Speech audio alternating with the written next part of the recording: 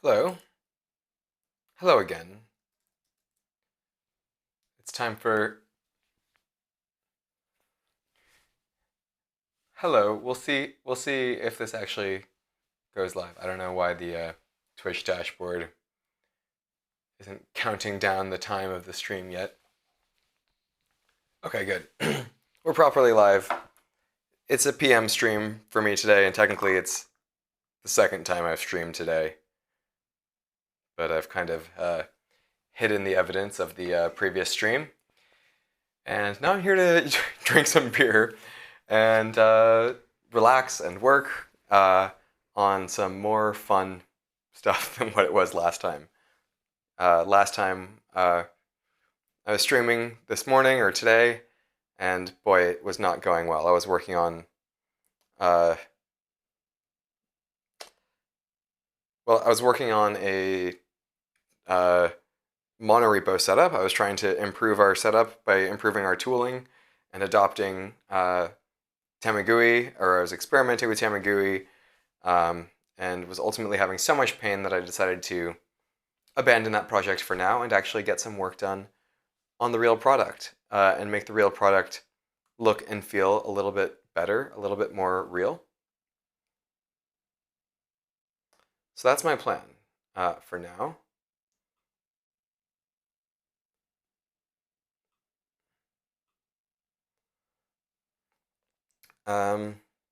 Time to get to it. It's going to be a very chill, very relaxed stream. I'm hopefully going to be a little less stressed than I was before.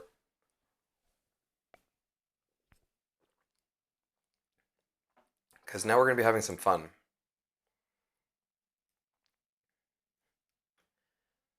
And what do I mean by fun? I mean that we will hopefully be working on this visual design.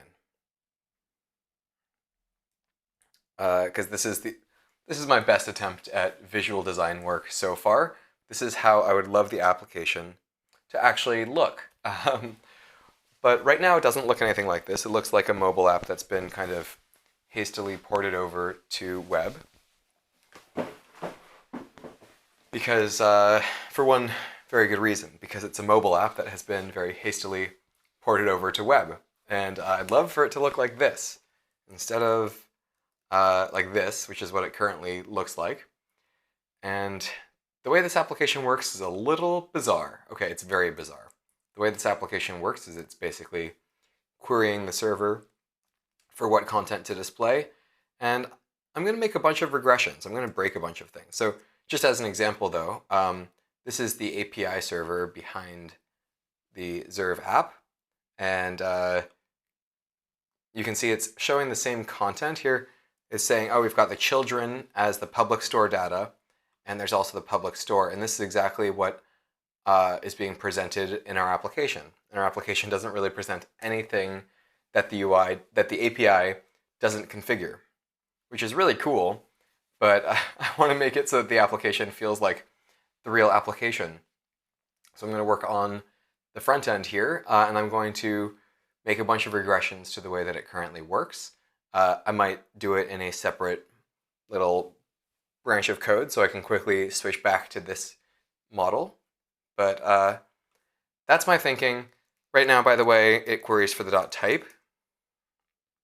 So this is all the metadata that it needs to determine that this is how it should display the thing. And this is what's known as like raw data in the API. And this is how it gets exposed on the front end. But we don't really care about the raw data right now. We just want to make a pretty dashboard that people can use. So if you've pulled up in chat, that means you're in the Discord, because I haven't actually spammed this link anywhere else. So if you're curious about this sort of thing in the future, you can check out the Discord channel. And what does the Discord channel look like? Well, there's a command, I believe, for Discord in the chat. So that's a Discord link.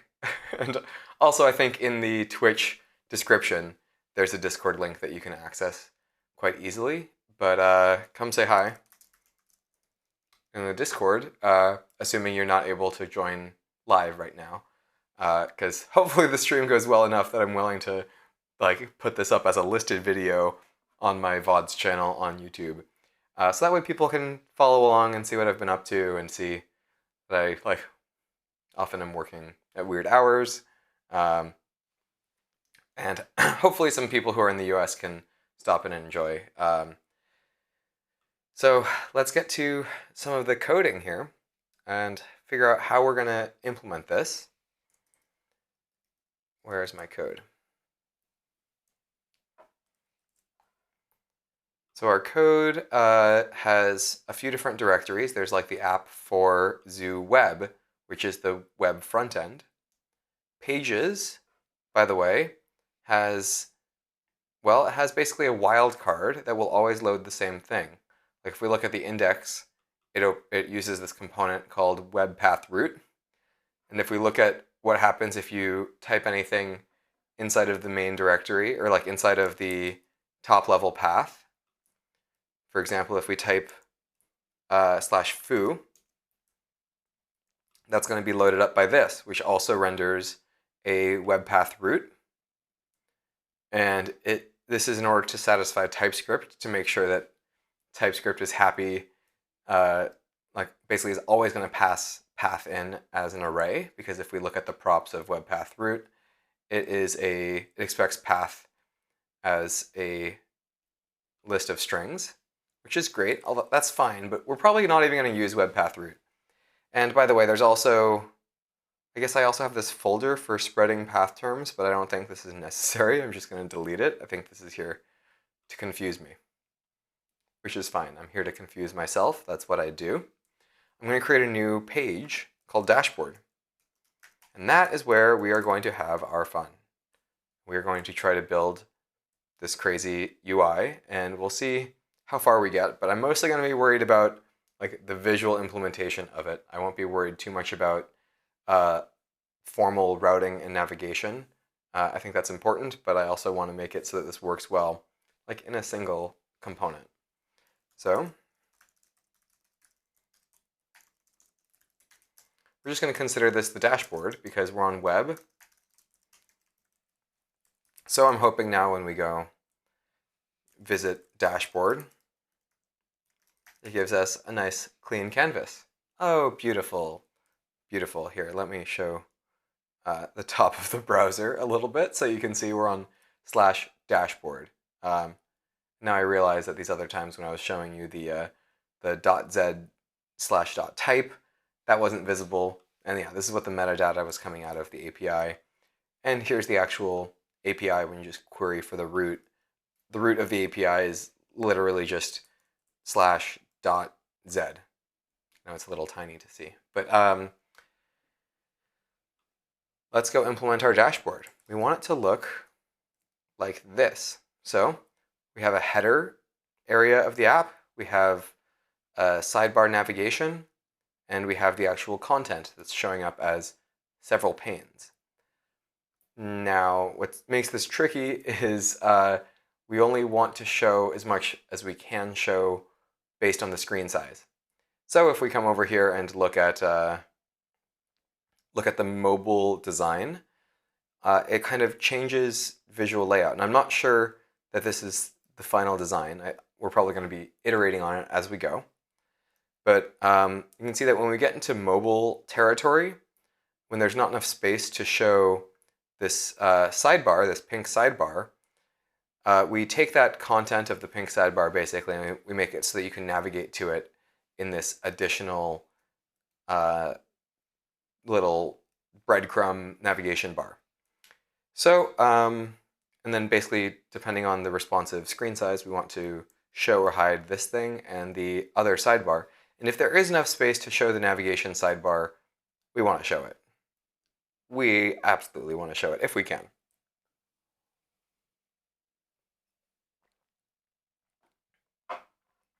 Now I am going to mess around a little bit and we'll see how far we can get.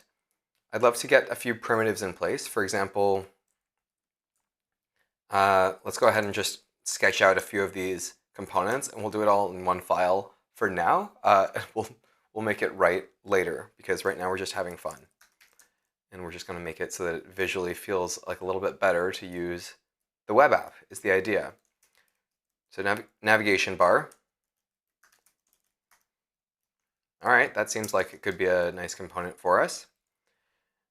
And if there was a navigation bar component, we would just drop it in here, but there's not. So instead, let's just use raw React Native views, or currently we're using a system called Dripsy for styling.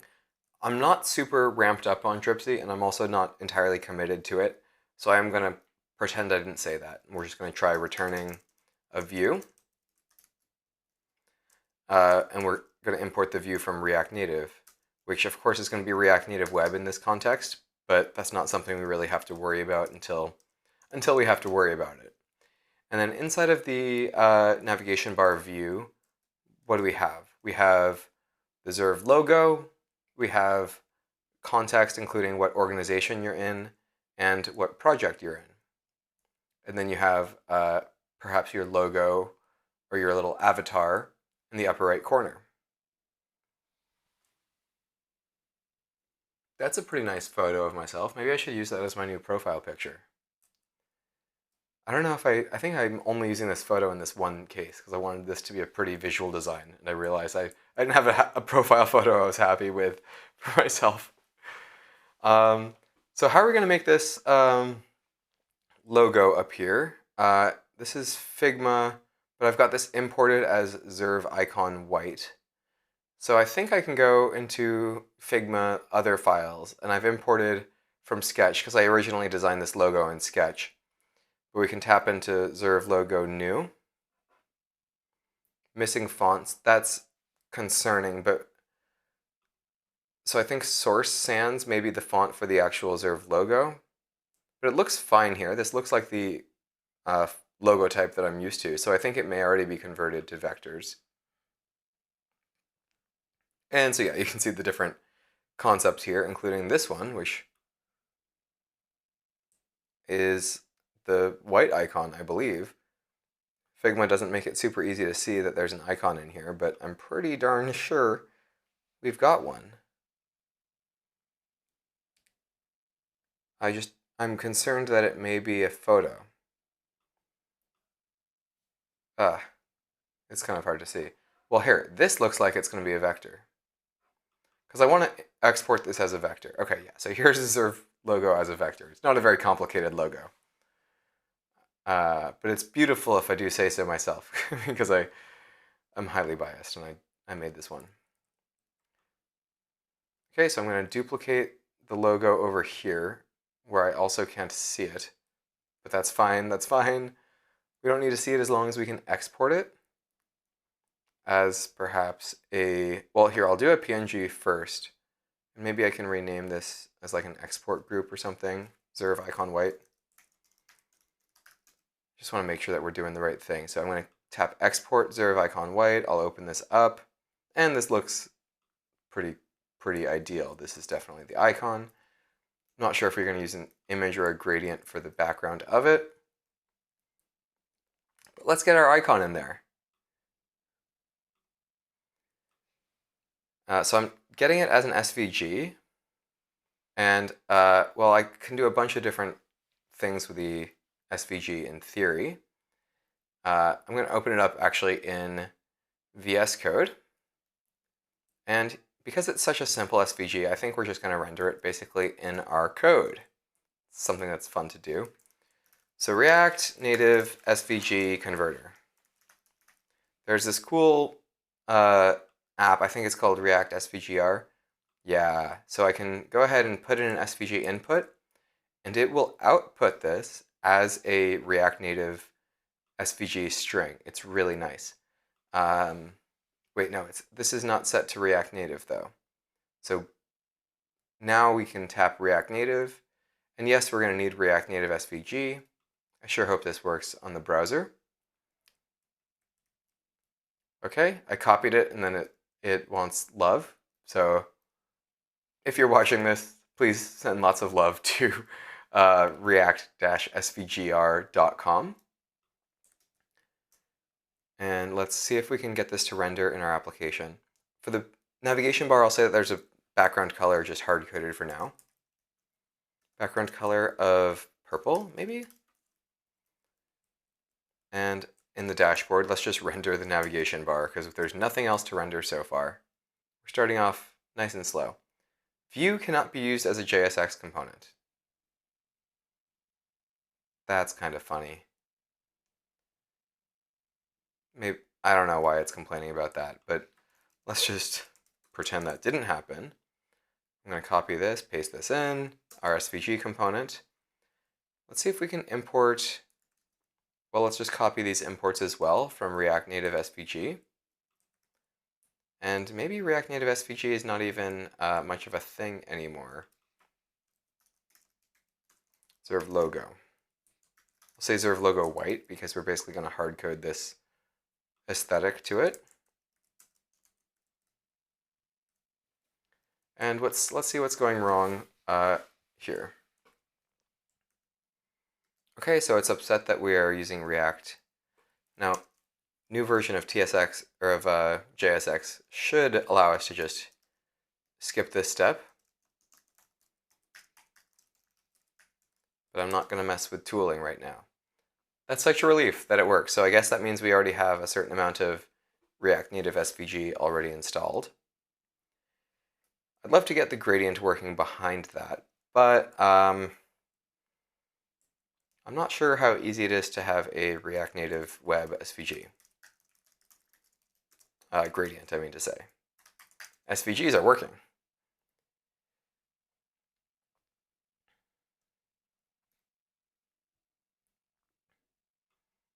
Okay, so there's linear gradient provided by Expo.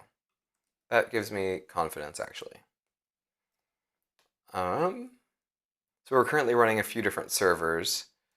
And first I'm just going to see if linear gradient is already included, just by chance, in any of our places where we might be importing it. So package.json on zoo web. This is probably where it would not be available, because here it's referring to Zerve/zoo, which has all of the good content and dependencies and the cross-platform dependencies.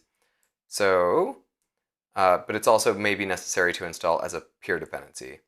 So let's just see inside of the zoo package.json what we depend on. So we depend on a few things that may or may not currently be used or that I am attached to, but it's not here. So let's go ahead and install Expo Linear Gradient. Here it's telling me to do Expo install Expo Linear Gradient. And that might be a good idea on the native environment. By the way, let's just show mobile package.json. And here you can see these are where we have all of the other Expo things installed. So let's just go ahead and do the dumb thing first that I kind of hope will work, which may or may not work. I'm going to go into apps.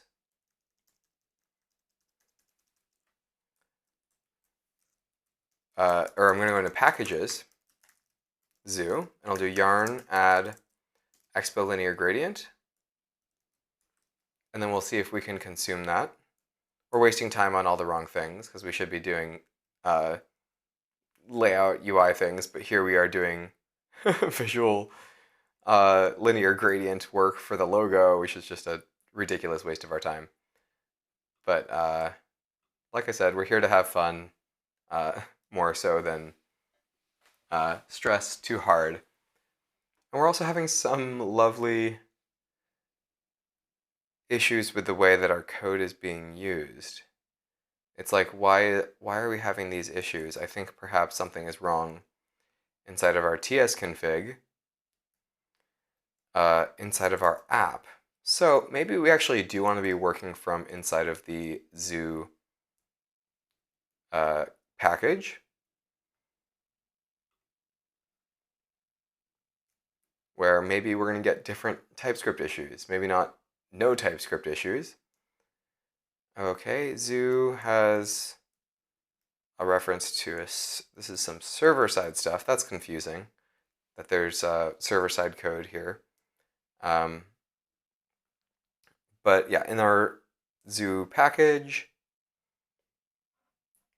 maybe inside of app, maybe inside of components, maybe inside of screens, where are we? Just inside of web for now. I'll just create a file called dashboard.ts, and we'll copy in all of our juicy good stuff from here.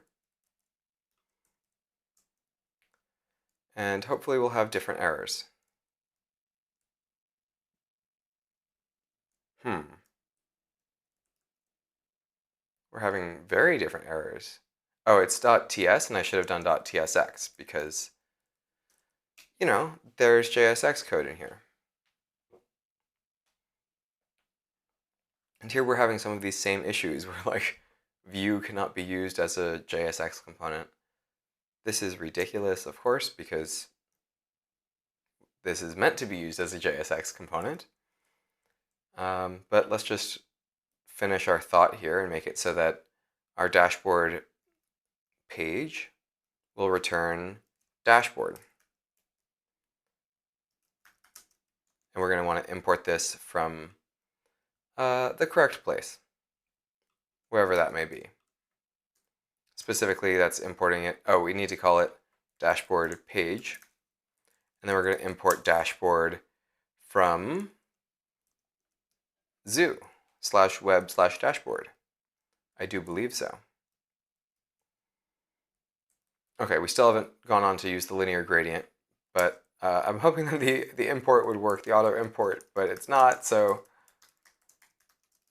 like I said, it's inside of Zerve zoo/web/dashboard.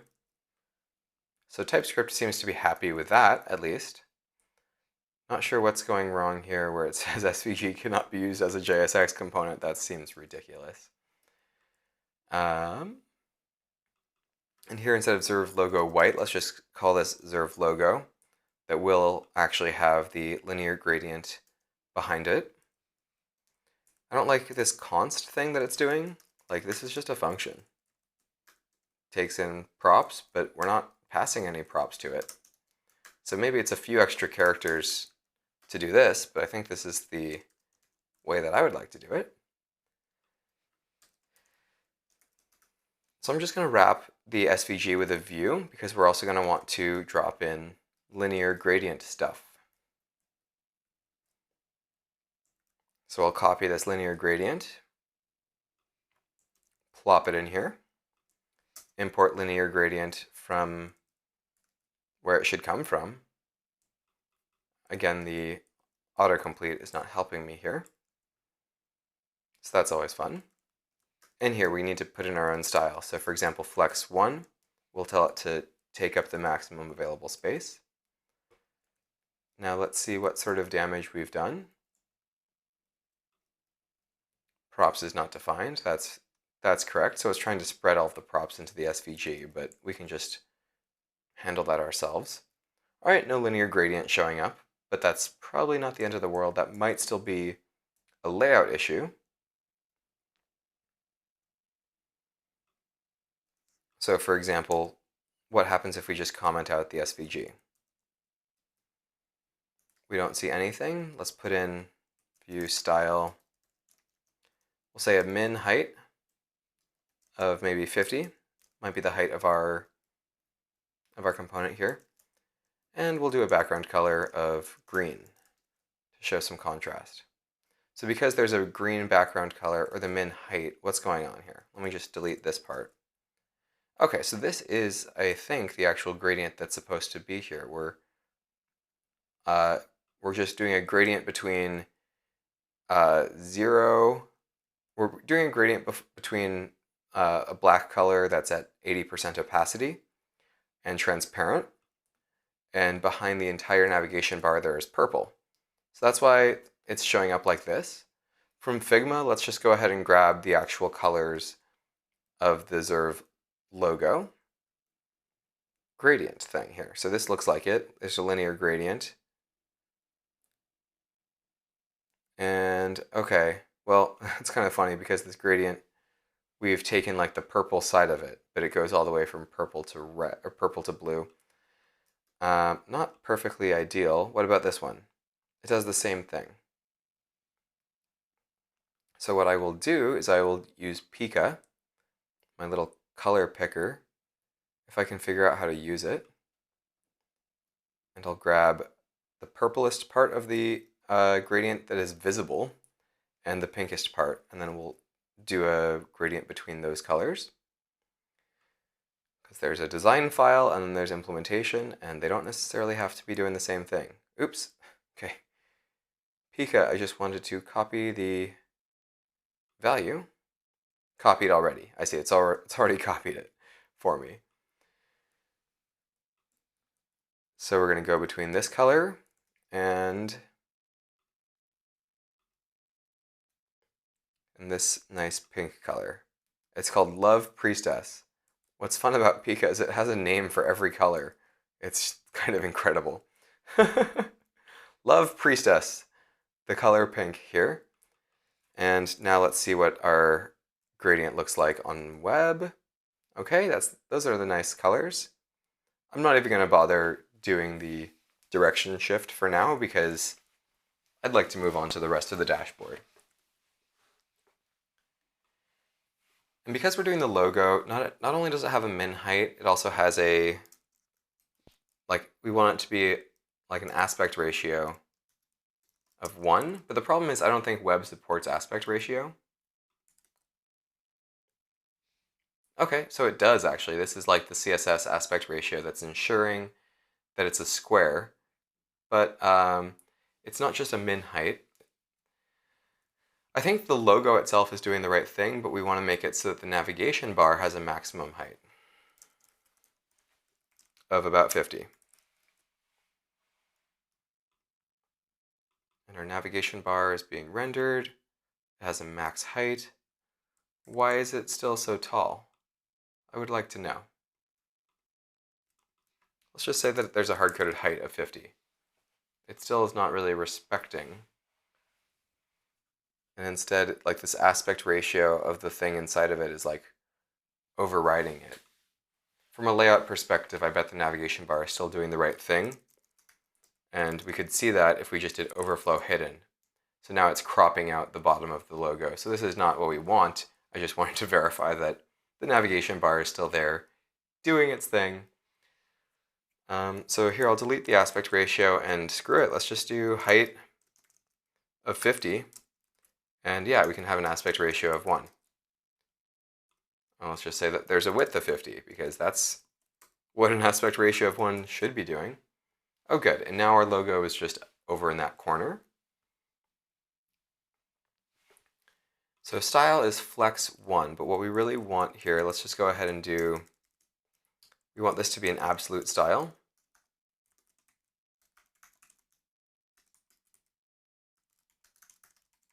So I think if we get style sheet from React Native, it should have things like absolute fill. And what that does is that basically tells the gradient to maximize the size of the logo. And that should allow something like the SVG to appear in there as well. This looks really comical because this big white shape here is the SVG, but it's showing up outside of the logo box because the logo box is just that 50 by 50 box in the corner. So by rendering the SVG afterwards, it'll render it on top, visually on top, I think. It should. The other thing is the size of this bad boy is hard-coded at being way the wrong size. So I'm just going to hard-code the size of this to be different, like, I don't know, like 45 or 46 or 44. That should leave a few pixels on either side of the logo. And maybe we can just also give it a style that says it tells it to absolutely fill. I'm going to try deleting the width and the height just to see what happens. Okay, so that the width and the height are necessary here. And we can see the logo in like one little pixel showing up. I'd love for it to actually be in the right location. That would be really nice. I'll set a background color. I'm just trying to understand exactly what's going on with the layout. So I'm going to set a background color of green for the logo. Comment out the linear gradient. It's not actually affecting the position. The linear gradient here is not affecting the position of the SVG at all. And the SVG is rendering on top. So we just need to figure out what's going wrong here.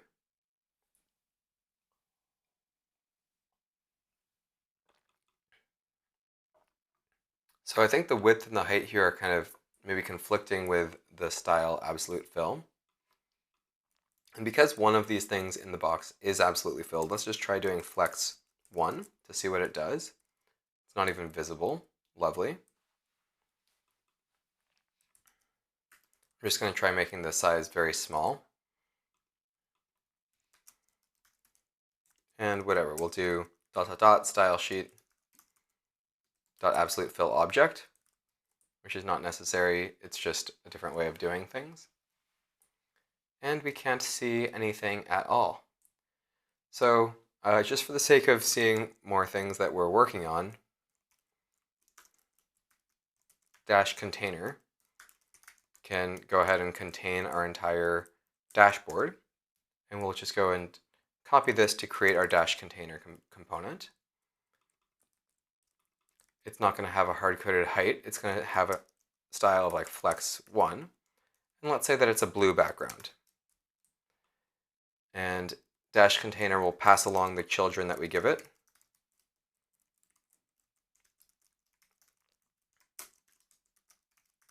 So I'm going to specify a type for this prop, which is like a React node or something.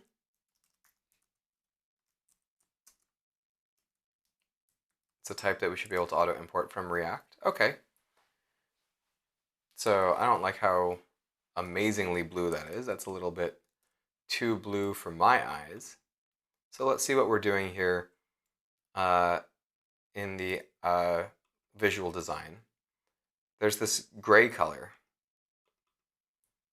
And I'd love for us to get this gray color. So I'll use Pika again because I'm a little too lazy to find it in Figma. I tap it. They call this Mercury. Mercury. And we'll use that instead of blue.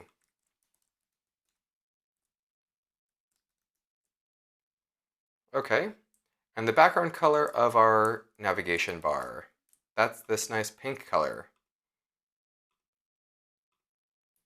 Or prom corsage, as Pika calls this color. Wow, these colors are real fun.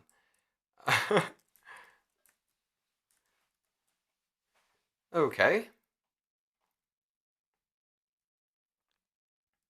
I'm a little annoyed that we've got the SVG of the logo like almost ready to go, but we're just having troubles like centering it in the right size here.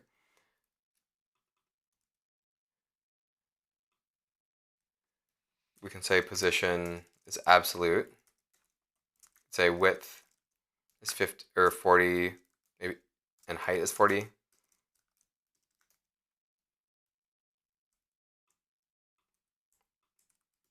Let's see if that affects the layout. We're still not even seeing the logo anymore, but when we change the width and height here to 40, maybe we'll see it.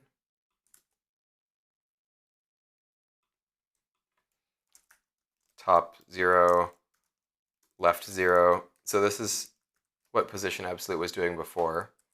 Okay, whatever. We're just going to pretend that this issue doesn't exist.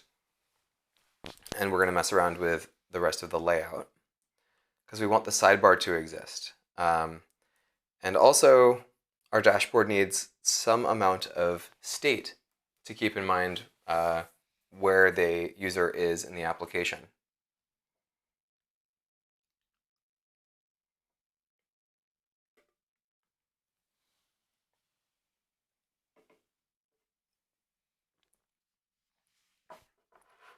And depending on the state, we are going to be rendering different content. And a few of the things are going to be hard-coded, like the location of our store. And maybe we'll get some integration going with our backend, because it's not very fun until it's actually talking to real data.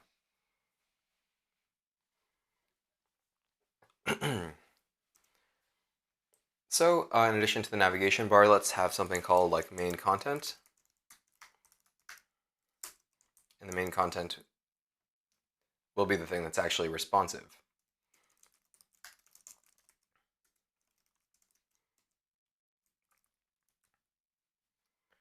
So I think there's something called expo responsive, but for now let's just make it so that the main content is displaying as much as it possibly can display, as much as content as we have as far as the state goes.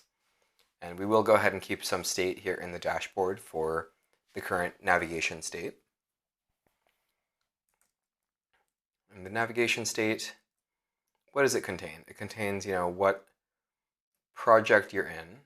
For now, I think we're just going to hard code this stuff on top. We're going to like hard code us into a given project with a given org.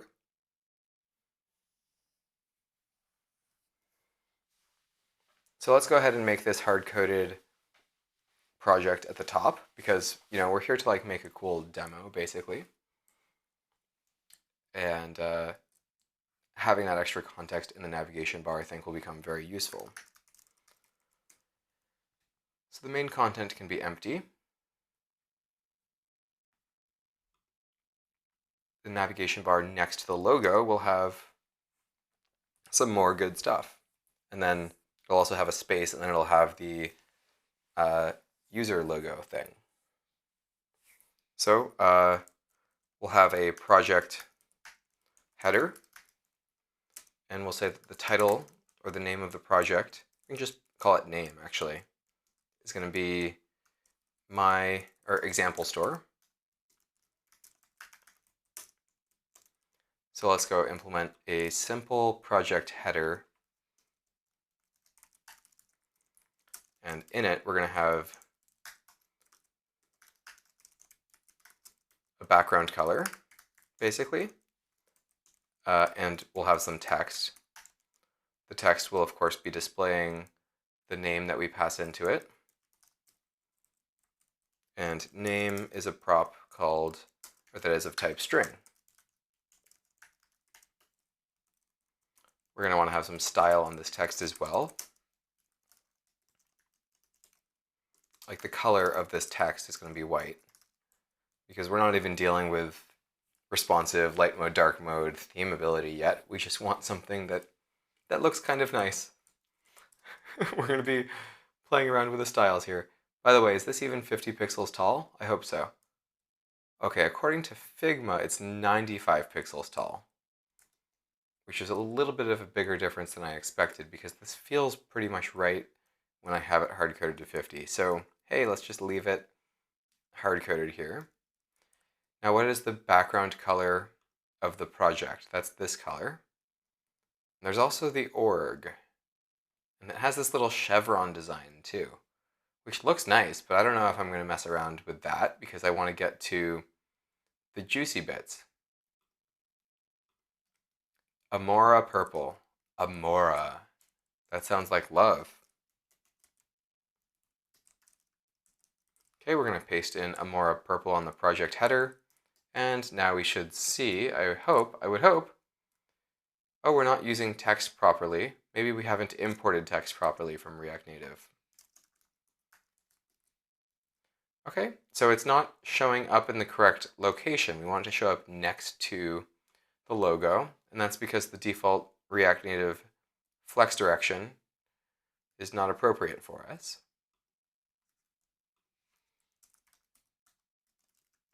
So I think if we set it to flex direction row, yeah, it puts the header in the correct location here. So let's do a few things. Just for the sake of understanding, I'll set a background color of this. So we need to understand, are we using this text element as taking the full height, or are we just going to center it and position this text element inside of the purple box thing? And let's just go ahead and do it that way. So we can have align items, for example, center, and I meant to say justify content, I think, center. So yeah, basically, uh, I do want to have that as align items center. Oops, not align self. I want to have, first I want to change the flex direction of this guy so that it's row, just like its container, and then justify content is going to become align items. Okay, now we've vertically centered the text here. We can remove this blue junk. And I will set a margin as well of like, I don't know, 12 maybe on this text. Also, we want this text to be bold, so this will be font weight bold. And we should specify the font size as well. It doesn't look like a bad size right now, but it'd be nice to kind of have that coded in. So font size like 16, 18, 16 looks nice. Okay, so the other thing is we're using icons. We have this little cute project icon. I'd like to know where this comes from. I think this comes from either Ionicons or Font Awesome.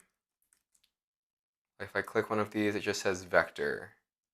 How did I get all these icons in here? I think there's some Figma plugin that I've got. Plugins, Font Awesome. Okay, this is great. So, do I have any references to Font Awesome? Okay, so it looks like we're already using Font Awesome in our code base, and I can yoink it perhaps from some other component and try dropping in the Font Awesome from Expo Vector Icons. And we'll see if this works at all. No guarantees. But we're inside of the project header, and the first thing we want to render is a Font Awesome. So we can specify the name, for example. I don't know, project. Let's just jump over to Font Awesome.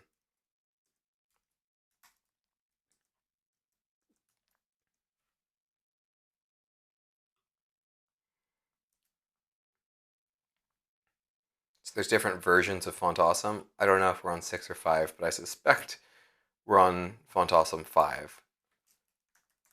Not that it should change. I'm going to type in project. Now it's searching for projector. Maybe briefcase? Yeah, it's called briefcase. Okay, this is how it wants us to use it. I'm just going to type out briefcase. And I think it needs additional props to tell it how to display itself. But look, the briefcase has appeared correctly. So we want it to be bigger, and we want it to be the correct color, and we want it to have the correct spacing. So color, I think, is something we can just hard code in there as white. And the size, maybe? Just size, yeah. I think this is like a pixel size. So I don't even know. I'm just going to type in 24. It seems to want it as a number, so I'll specify it as 32. 32 is too big. 24 maybe. 24 still kind of looks too big. Maybe 20. That's respectable, but I think 18 is really what we're going for.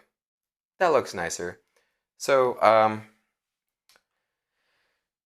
margin, we can maybe just try setting a margin on the Font Awesome. Or here, let's just set a padding on the container itself of 12. Okay, so let's first of all be specific about padding horizontal. And we want this to be like 24 maybe. And we have a style, a margin on the text, but we really only care about margin left, which is the space between the text and the icon. Okay, and the last thing we want to do really on the header, just for the sake of demo ability on our navigation bar, is we want to have an avatar. Avatar link or user profile. User profile something. I'll just call it user profile icon. That's not incorrect.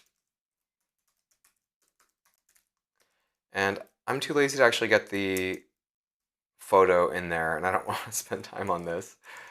But I just want it to like look a little real, so I'll put in just like basically a circle. And what's the size of the circle? Like 44 maybe? So height 44, width 44. And I'll say that there's a background color of, I'm just going to hard code a certain gray color of 222. And that should be our user profile icon. Lovely. Now, it's 44 and we're in a container of 50. So that means we can have a margin of 3 because there's 6 pixels left and we need to share it on all sides. I'm just going to lower it down to like 42. Well, let me just see, by the way, what Figma thinks this little icon is as far as dimensions go. Yeah, it's 68, but the container here is 95. So I'm not going to do that math, but I can see visually kind of what it looks like. I'm guessing smaller, even like 36, let's say. So 36, that means there's 14 pixels left, so the margin can be 7. And what does that look like? Oh, okay, that's about the right size, I feel like. Of course, we also need to specify the border radius, because this is supposed to be a circle. And the radius is going to be the dimensions over 2, so this will be 18, I believe. And now we have a nice circle. We just need the circle to appear in the right corner. And the way we can do that is we can effectively have a spacer here. So we're just going to put in a dumb view that doesn't have any presentation styles, but it'll act as a spacer so that, so that our icon goes in the corner. That's enough work for the header because the header is just like a dumb example header. It's not the real deal.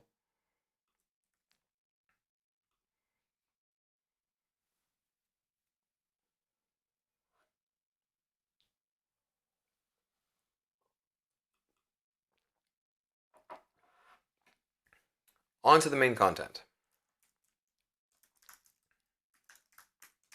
It's probably going to be a view with a certain style, if I were to guess. And in the main content section, we need to have a big pink sidebar. And in addition to the sidebar, we're going to have the actual content that's being displayed. But we haven't exactly figured out how that's going to work yet. So we'll just hard code in a sidebar, and maybe we'll start putting some stuff in the sidebar. We can start hard coding some of the content in the sidebar, and then we'll make some of it dynamic in a few minutes. So nav sidebar, let's just call it that. And we won't worry about the main content just yet.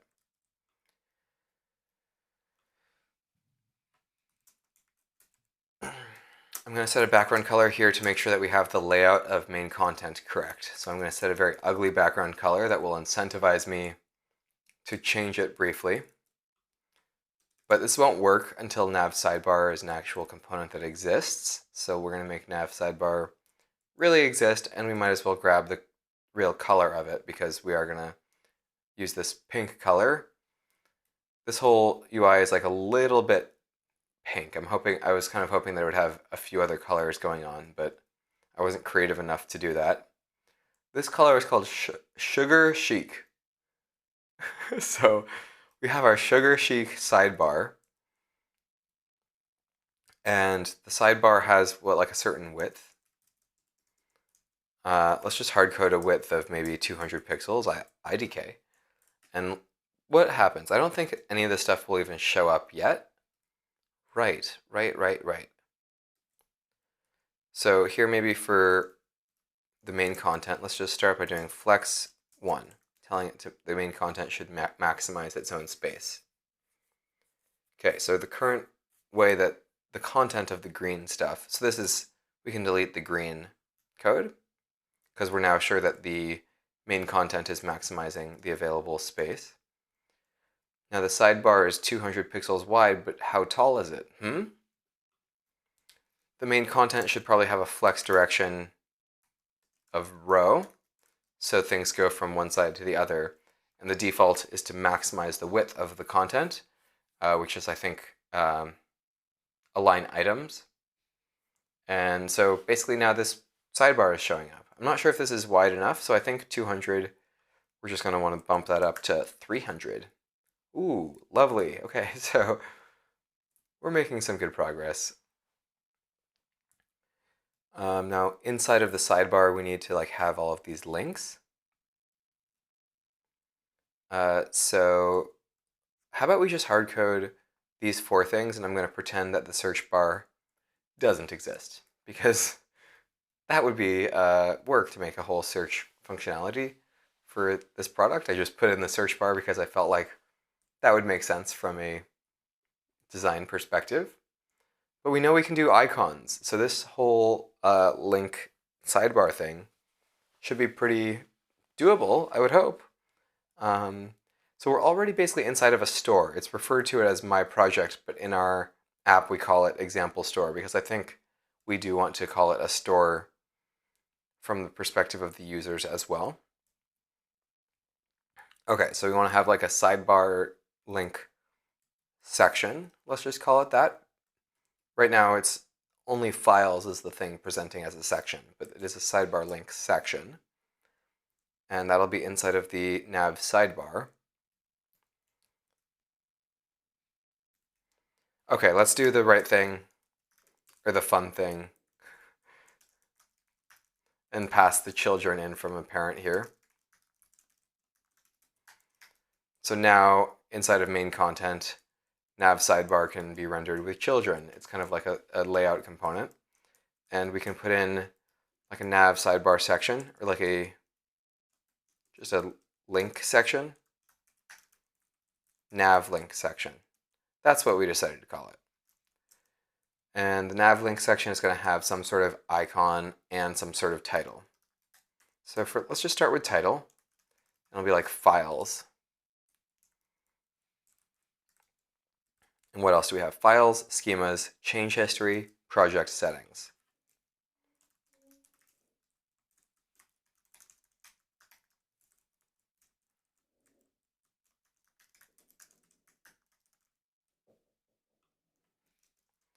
Let's get this to exist.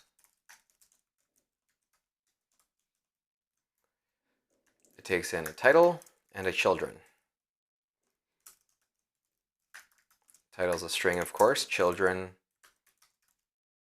is the same as it is everywhere. It's a React node. So this is going to be an actual like pressable thing. So I don't know, like maybe we can use React Native pressable. I don't know. What does pressable even look like? Probably nothing. Probably nothing. I don't know. There's a view inside and a text inside. I know there's got to be a text because we have to render this title. This is probably not going to be the most beautiful thing, but maybe we'll see some text. Oh, hey. Oh, and there's a nice like cursor that shows up on this. So it looks pressable. Looks like these things should be pressable. Hold on, no more Tamagui. Hi Nick, I'm glad you're here. I'm taking a break from the Tamagui integration stuff. I can send you a link to the unlisted video from earlier today where I was messing around with Tamagui integration. It was very painful. But for now, I'm like desperately trying to get a demo that I think is presentable.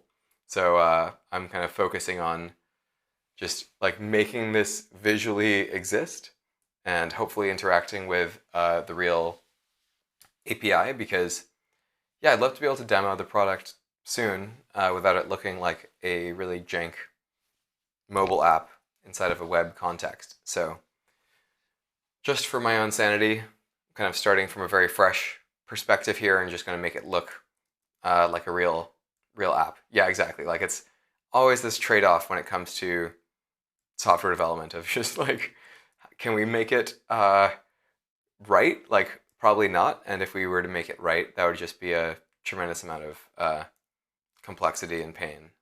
So just pressing forward with this and trying to manifest this visual design that I made as fast as possible. And we're making some progress. We're about an hour in, and at least we have this much. It feels like the same stuff, even though all of the juicy content is not here yet. And at some point, we're going to need to start mashing in stuff that looks wrong as well. I did do the Figma design myself because I don't have any designers on the team. I started with this sort of design document. This is how I figured out what to put in the visual design. And Figma has this app that kind of is a whiteboarding app for figuring out things. So I kind of sketched out all of the different features, like all the different sort of sections of the GUI that would be necessary.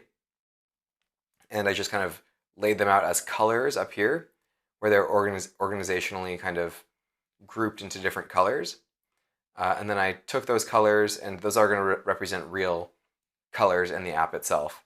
So like, this is kind of the layout of the home screen with some navigation bar on top and like a full bleed design. And then once you're inside of the dashboard, after you've logged in, there's like a sidebar for the user stuff, and there's content for the user.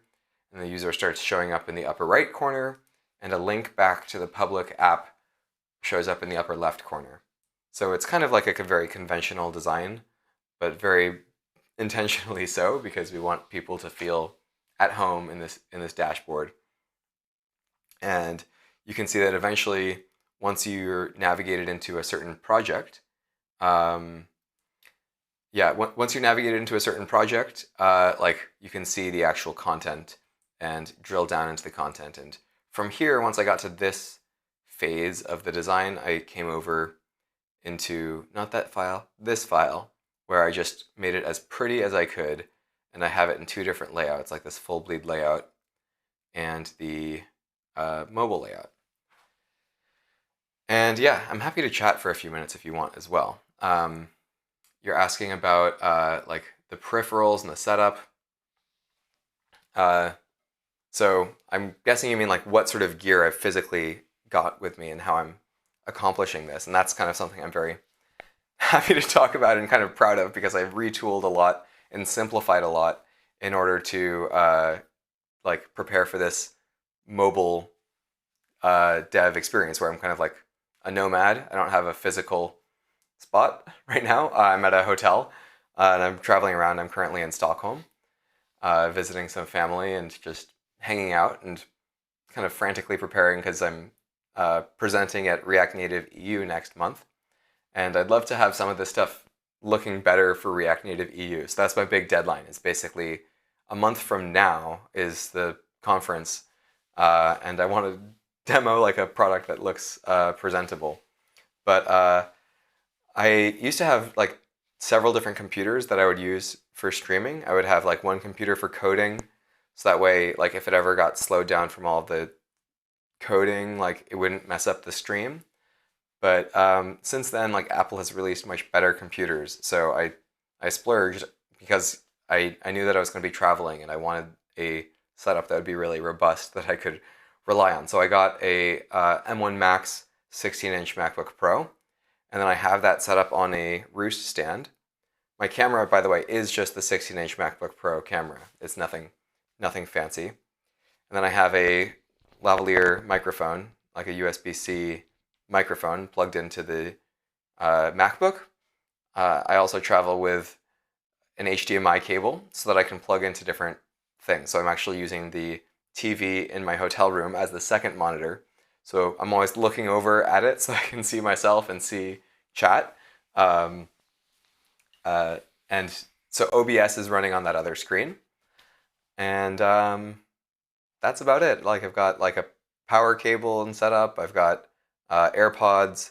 I've got the Apple things here, like the wireless trackpad and keyboard, because the computer is up on a stand for ergonomics and so that the camera doesn't look like you're staring into my nostrils. It's like a little bit more of a straight on view. And yeah, I'm just at a hotel room and I've got like the lights kind of pointed at me so that way there's enough lighting. The stream looks really good right now. I'm really happy with how decent it looks considering I've got my mobile setup. Do I plan my work on Zerve or is it a daily thing? Yeah, how I plan to collaborate with people. That's a great question. I do pretty much work on it daily. Although while traveling, it's been a lot harder to find really reliable workspaces, and so it has been sometimes frustrating where I've wanted to work, but I haven't had the ability to. But yeah, it's a little weird and a little tough to sort of stay motivated and stay consistent because sometimes like the best time for me to work is on a weekend, and yeah, like at this point, I'm kind of ensuring my own work-life balance by like traveling and having fun and meeting people and just doing things. And the rest of my time, I'm thinking about Zerve, and yeah. So I don't know if that's answers your question at all because that's I don't really have it figured out. But I am going to be kind of doing this indefinitely. I do sometimes think about how nice it would be if I were staying in one place and I could just constantly be working on Zerve, but I don't know if that would make for a very happy lifestyle either. So I'm happy to be traveling for a while and kind of risking it all, trying to figure out Zerve and figure out my life at the same time. So I don't know if that answers your question, but at this point, I'm just going to wander back into the code or into this sort of design document that I've been looking at, and we'll see how much we can get it to represent reality, how much we can get reality to represent this lovely design that I did maybe a month or two ago.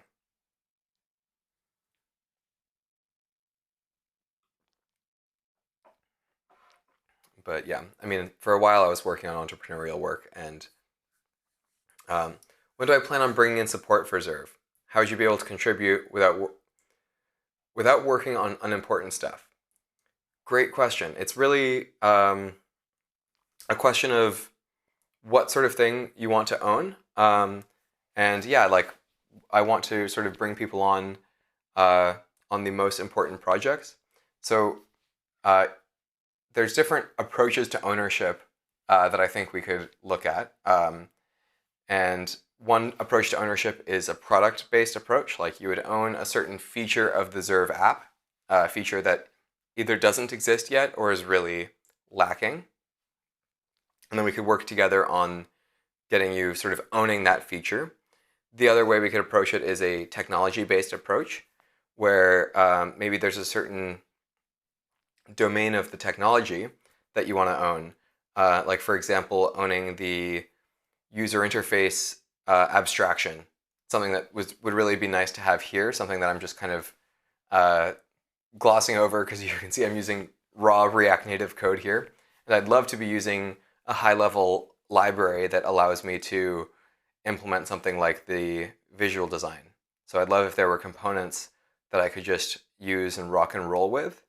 But yeah, no, collaboration is a big challenge in any application, and like in these open source applications, that's also such a big sprawling application where there's not just the web application, but there's also the mobile application that I would love to get polished up in a mobile app, actually shipped to the App Store.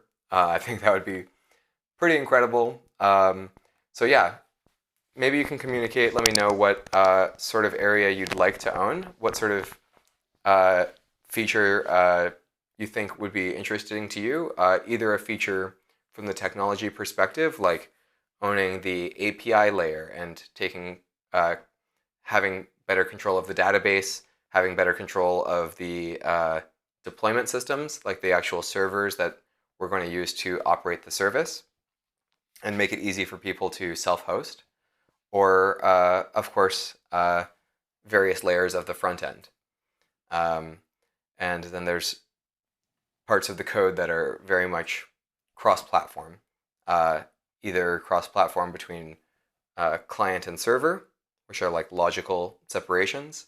And there's this whole Z abstraction, which is like passing metadata about types and schemas from the client to the server, so the client can kind of discover the capabilities of the server and present those capabilities to the user in a nice way.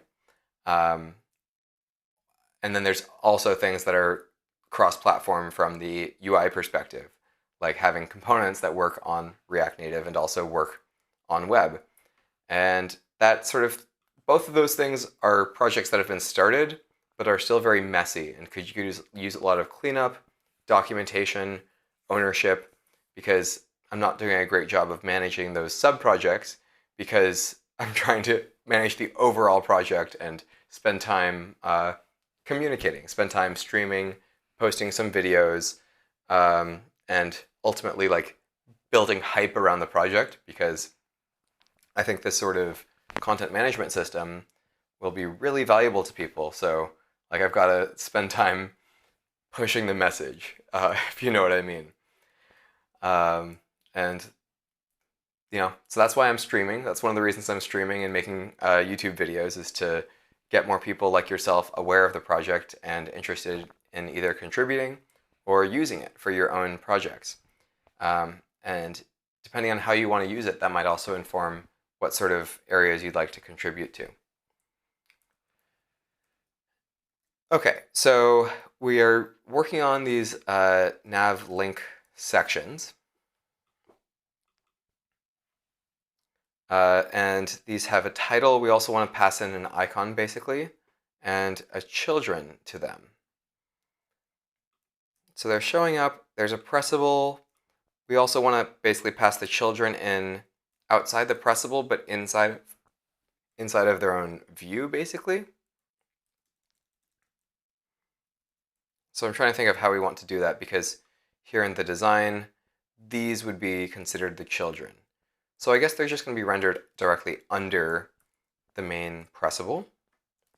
So we can do that even though we're not going to be using this yet.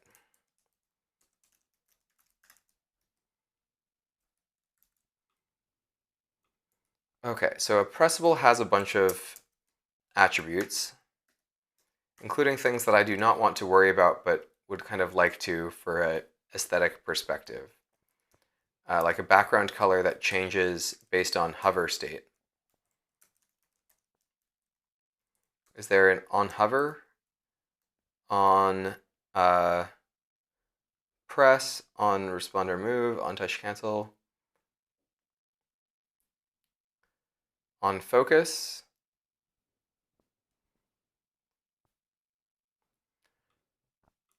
Cool, yeah.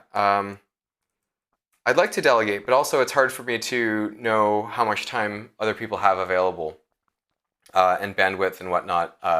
So like, I don't want to delegate, push work onto people when they're not ready. But if you're interested, I could perhaps find an area that you could own.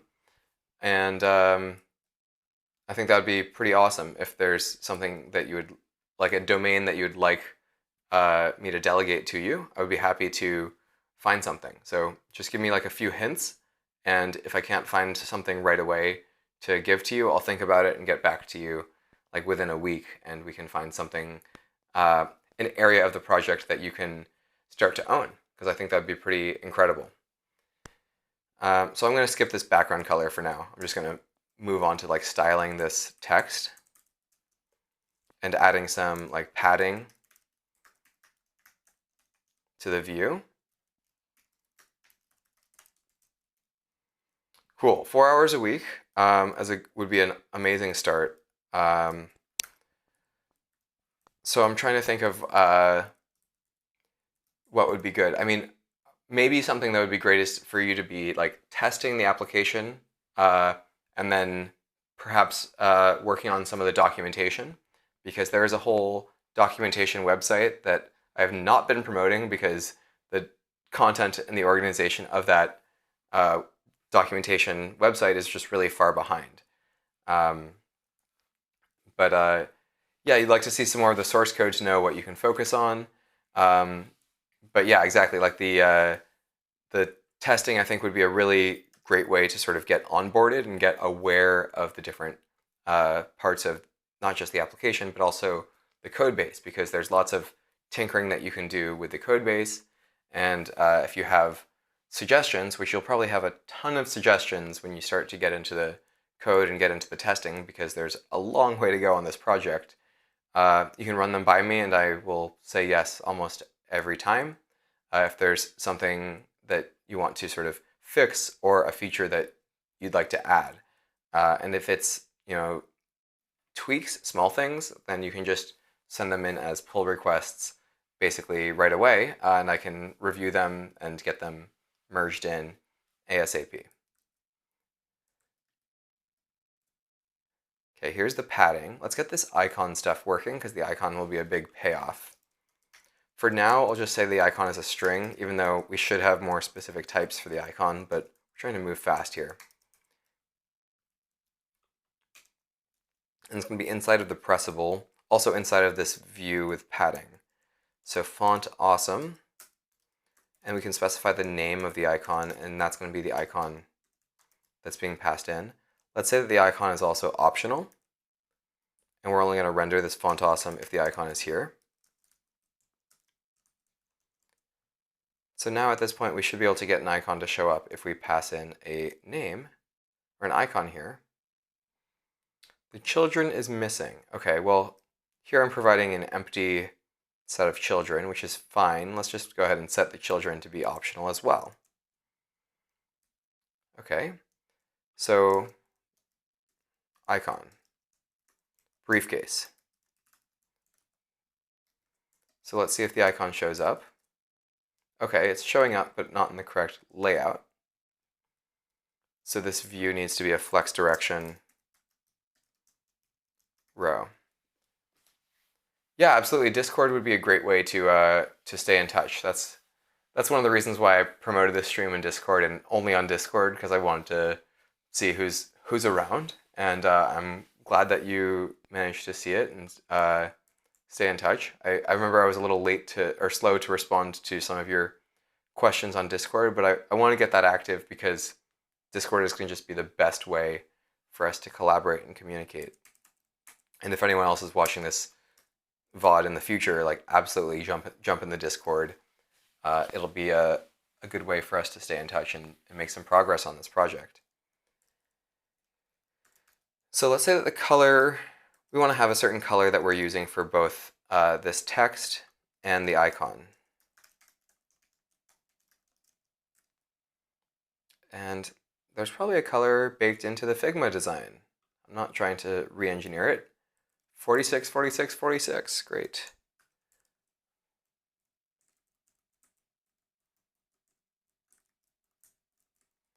It's actually a formal prop and not a style prop here. Okay, so the color should be correct, but the layout will be wonky. Okay, so let's see if we can get the other icons in there, because it's going to be such a nice payoff when we can get this to look a little bit more realistic. Okay, so it's not the briefcase. The files is the folder. The schemas is the target. And at some point we had, what was it called? Vector icons? Oh, wait, so there's icons.expo.fyi, and here we can just filter to font awesome. And now I'll say folder. So it's folder open, maybe? Let's also select font awesome itself. There's font awesome and font awesome 5. So I'm hoping we have font awesome itself, because that looks like the one that the design has used.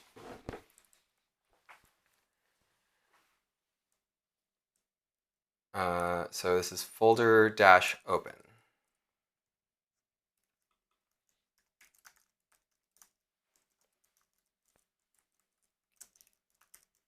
Here the icon is a target, maybe? Is it? I think it's probably just a target or crosshairs or something.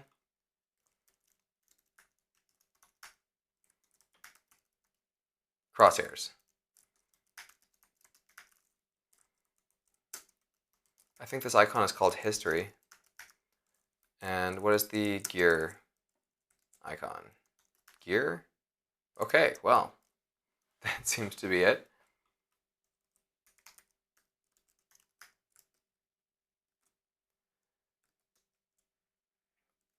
Okay, great. So the icons are all showing up correctly. Let's just go ahead and format them a little bit better.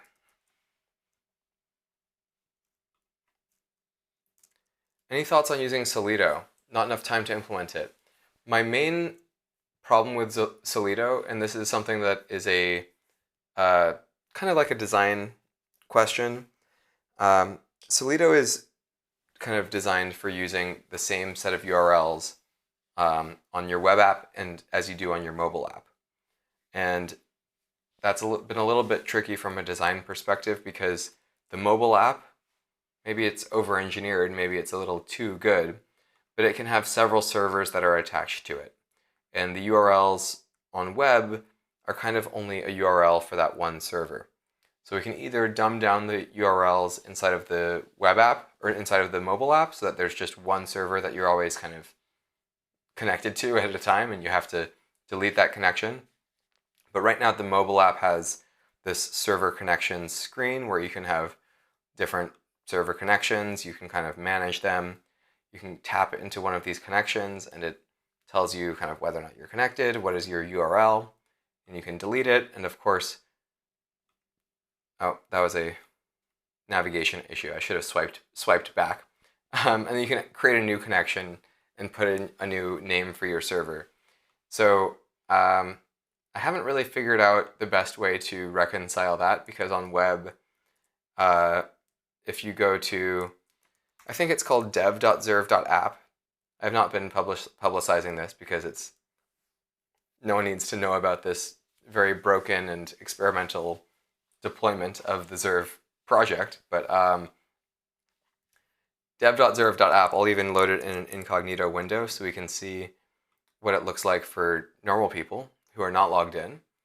And in this section of the app, you can tap into it and, okay, so there's no store state, or I guess the state is empty. But anyways, this is like running both servers here on a given deployment of Zerve. There's .z, which refers to the API server, and then every other URL that's not under .z refers to the next app, and the next app uses the API to determine what to do. So in the auth section, here it's saying, oh, you need to basically log in. And I sure hope that I'm already logged in, fortunately, because the login process is a little pain in the ass where you need to kind of get the login code, and it'll only let you log in if you have an email at zerve.app. So right now this is kind of meant only for internal use only. That's one of the reasons I'm not publicizing it. But yeah, so here, for example, if you're at /auth, that's different from if you're in the auth section. Let's see if I can do, is there a public server? Let me try adding the server connection. So Zerve public server is just zerve.app.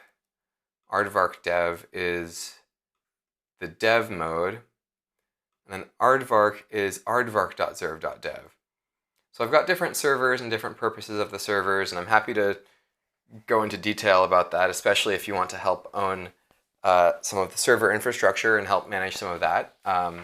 I'm not super experienced at managing server infrastructure, but I also have kept it super simple, where basically it's all done using really simple technology running on a single server, basically. But I don't want to have a single server. I want to have 2 servers at least, because one server is going to be the production server that other people will be using, and I want that to be really robust and only be running code that has been highly vetted. And then I also want to have a dev server, which is like the server that can go down. It's like, okay, if I break the dev server and then go to sleep. But if the production server is down, like I can't go to sleep, I need to bring it back online for users. So there's like different code names for the different servers. The dev server, the testing server, which is also like running the deployments in theory. That's called Aardvark, and then Zebra is the production server. Yeah, exactly. It's staging, but it's also doing various steps of the build process, probably. It's all maybe not over-engineered. Like, it's this crazy thing where it's like so simple, but it being so simple also causes me extra work because I wind up writing my own code to do things like deployment. And I even want like that to be built into the Zerve system so that there's like a little GUI that I have for managing deployments, which is terribly over-engineered and absolutely ridiculous. But here, let me just type in a server called Aardvark dev, Well, I'll just type in dev.zerve.app so I don't get confused. And that's going to be the name of the server, and it's also going to be the URL. So I type that in, and even though it's got this red bubble here, like it's not able to connect over WebSockets, it is connected to the same server. So I could tap on auth, and then I would need to basically log in here. So I would log in with my, email address and tap send me a code. And anyways, I'm struggling to log in here, but now you can kind of see conceptually what's going on. Then we are able to access the same thing.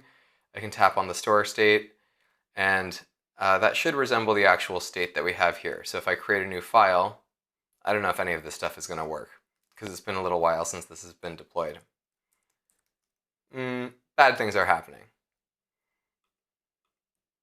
So yeah, this is a pretty complicated thing to keep track of and to manage, because there's several different types of servers and different deployments of the servers. So like the Zebra server will actually be running on Aardvark in its own testing environment. So Aardvark is kind of referring to the overall system.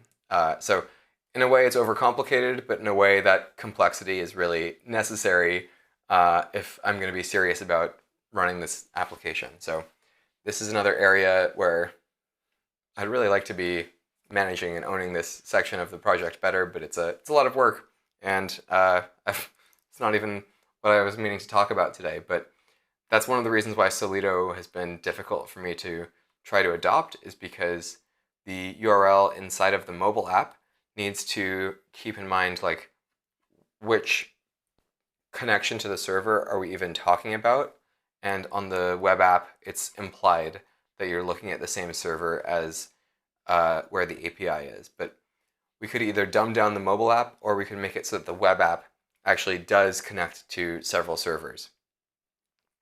And Solido, by the way, like I think it's like Fernando has done a really great job of working under the existing constraints of React Native and React Navigation and Next web routing. But also it's kind of can be a lot to work with. And rather than thinking about everything as a URL, I'd like to think of things as like a type-safe data structure that represents navigation.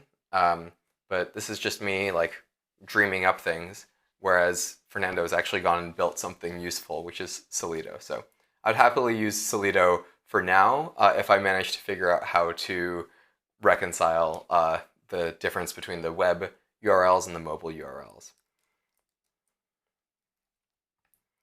And now we're on really simple but beautiful layout stuff here. So font, I think font weight here is bold in the design. And let's see if we can find a font size that we're happy with. It looks like it's kind of way smaller font size than the project logo at the upper left corner of the screen.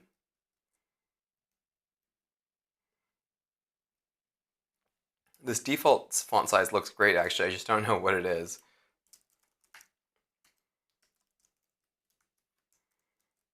$14 looks the same to me now. Great. So let's just get the padding around the icon looking a little bit better. So like margin left 12 maybe. Get some of that spacing going. Maybe we can have a little bit of spacing inside the pressable, or inside of this view that's inside of the pressable. We already do. It's padding 10. And we'll just say padding horizontal is going to be a little bit bigger. So that'll override the padding vertical. I'm going to put a background color on this text so I can see where it's lining up.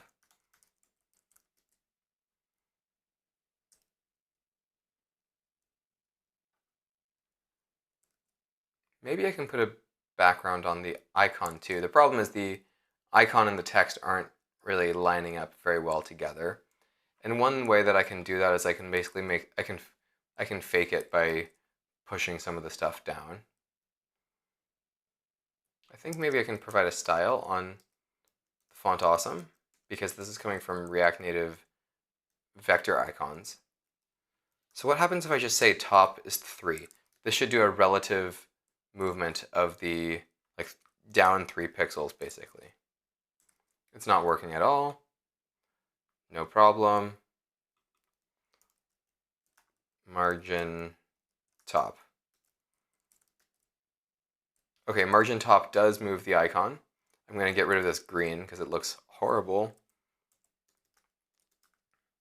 What if the margin top is just 4? What if the margin top is just 2? Okay, that looks like a nice layout here for these icons. I'd like files to look like it's selected because we are in the files section, but let's just go ahead and move on to the children here. Well, let's do the right thing, or a better thing. Let's pass in active as a prop. Oh, I do not want to pass in active as a prop.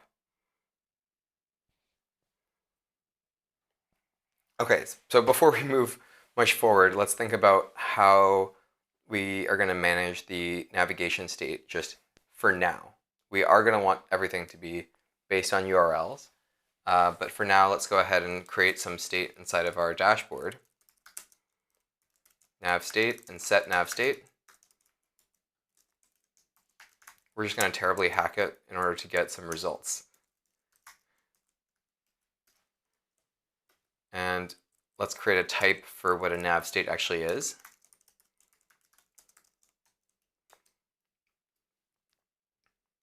So a nav state is going to say basically what is the project. Well, for now, let's say that this is the nav state inside of a project. So we're going to have a section. And the section is going to be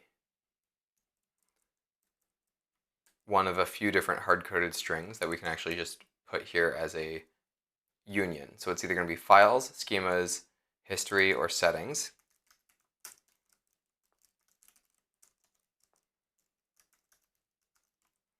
Or settings. And let's just say that there's a subpath, because I don't want to think too hard about it, but that will be just a set of strings that specifies where we are in each one of these settings.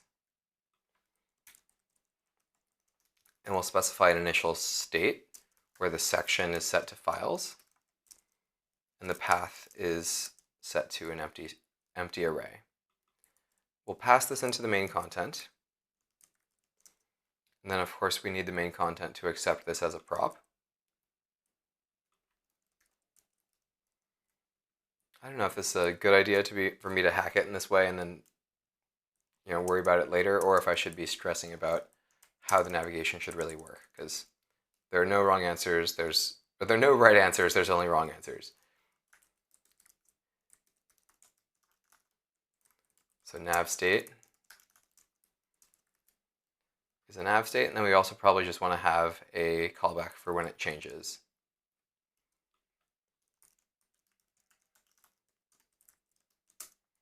And we'll just call set nav state.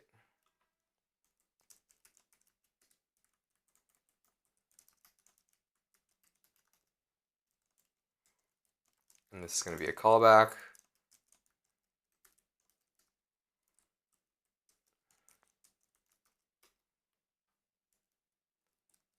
Okay. What have I done wrong here?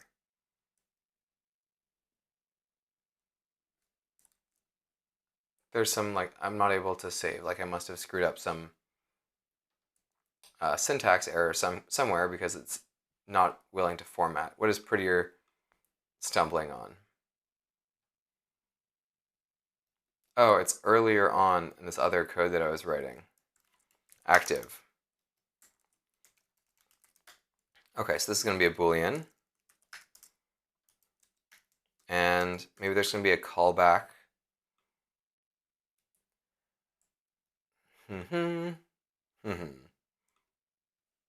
Just need to figure out how I want to do this with the least amount of pain. So active will be a Boolean on each of these, which is a little bit verbose. but let's just make it happen. So nav state dot section, it's going to be active when the nav state dot section is equal to files. I'm going to copy this little bit of logic. Then we also need to have a press handler.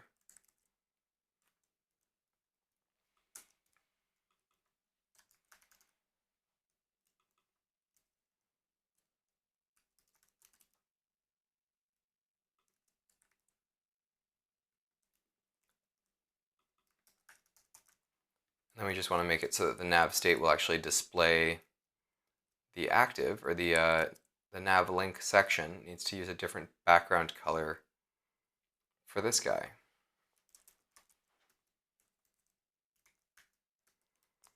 So if it's active, we're going to have our own background color, like blue, something ugly and really obvious. I'll have transparent as the alternative. Okay, so we want to be able to click on these things and swap between them. So we've got a pressable here for that exact reason. On press,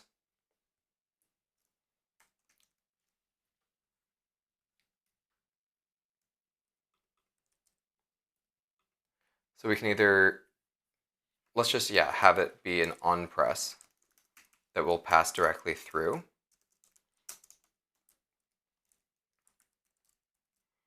And when you tap it, we will just set nav state with a brand new nav state.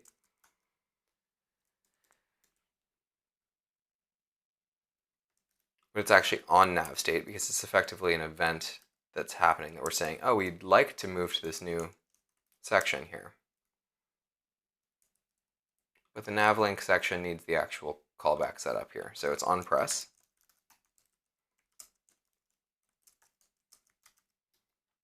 Which is a really simple callback.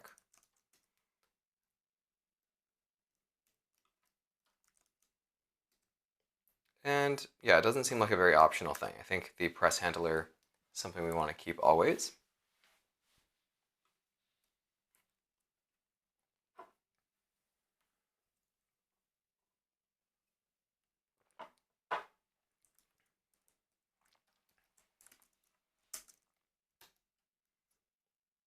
So on nav state, oh, it's set nav state versus on nav state. That's why the type safety is not working for me here.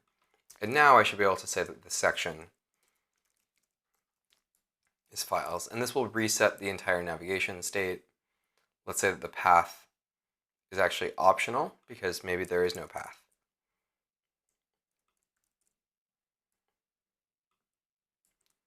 So this is terribly hacky code that we're basically just copying and pasting here.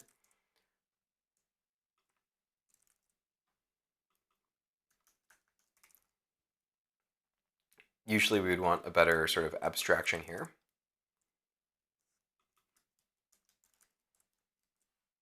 But now hopefully we're able to tap between these different sections.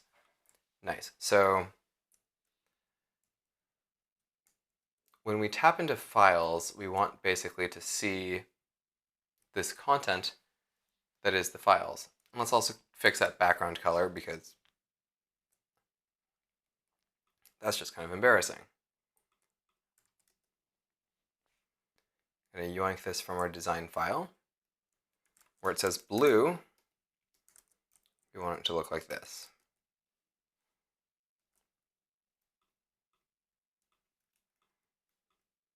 Okay, so of course the URL is not updating. We're not doing anything right, but that's okay, because we just want to move on to getting the application to somewhat work.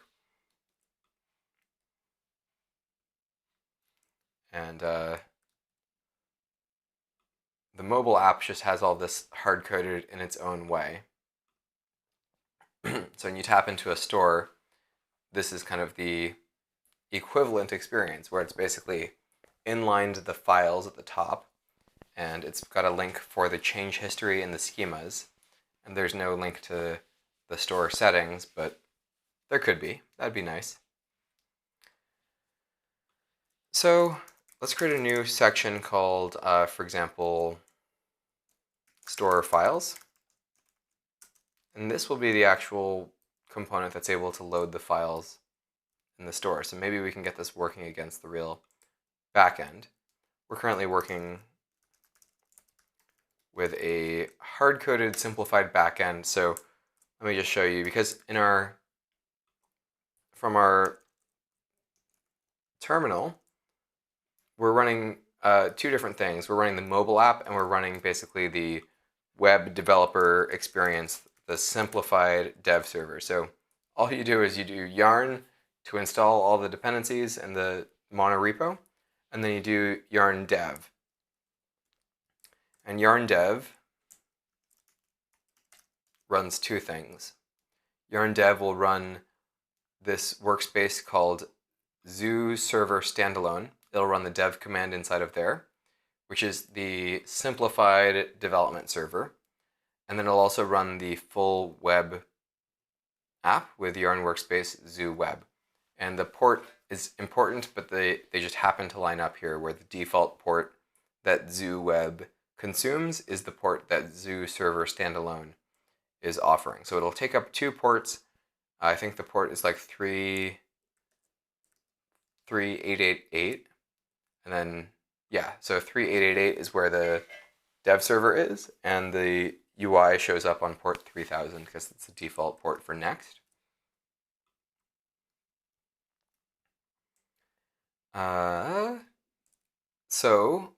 Zoo Server Standalone has simplified capabilities baked into it.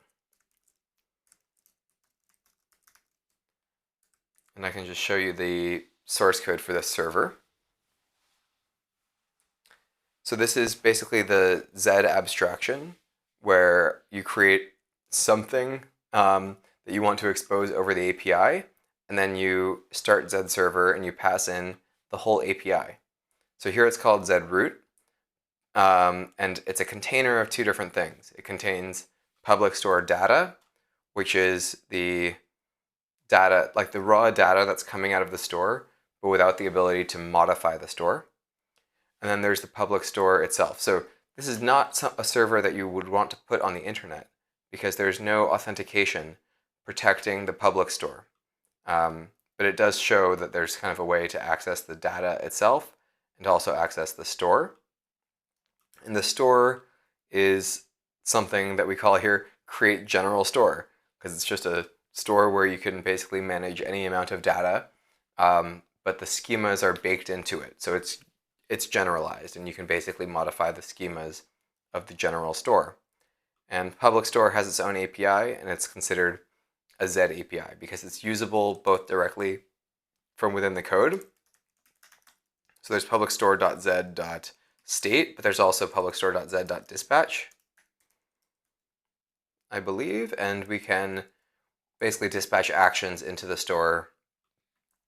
And every time you write to the store, it's effectively appending actions to the database, and then will allow you to access that new computed state in the database inside from z.state.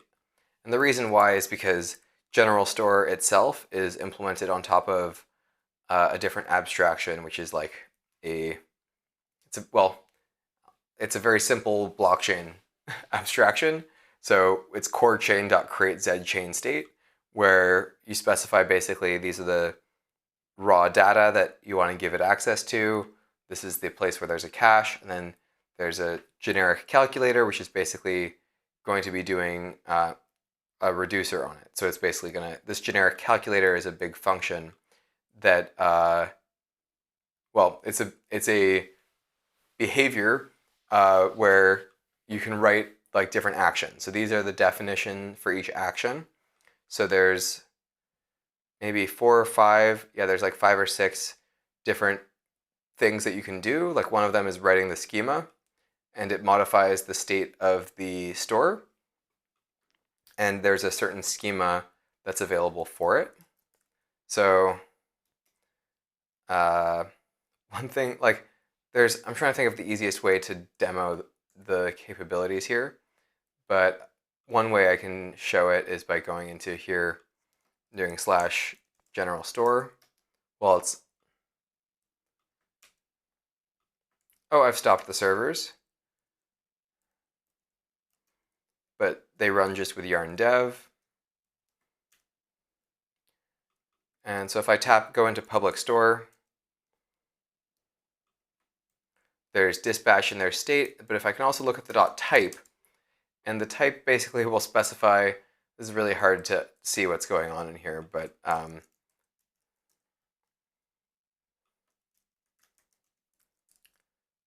oh, can we get a formatting? So it's basically specifying what are the different actions that you can send in. So all this metadata is bubbling up so that way the front end is able to know what sort of data can be sent to the back end. And there's like different actions. So here's what it's saying is that dispatch can be given a payload, and the payload is going to be one of different types of actions, including the write value action. And the write value action needs to be given the name and the value basically that's being written. So there's this abstraction, but the way that the front end knows to present it as a store is because it's a Z contract store. So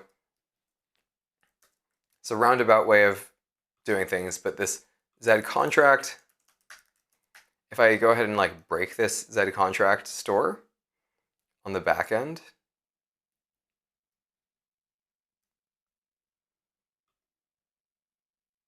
I'm just going to comment this out, and we're going to reload things from the front end. So you can see what happened here is it just changed basically from a store icon to a container icon. So now it's showing the raw behavior.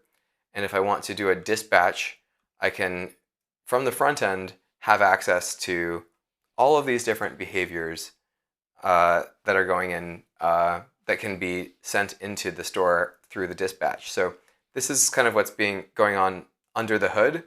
And I just kind of peeled back the layer just by commenting out this Z contract.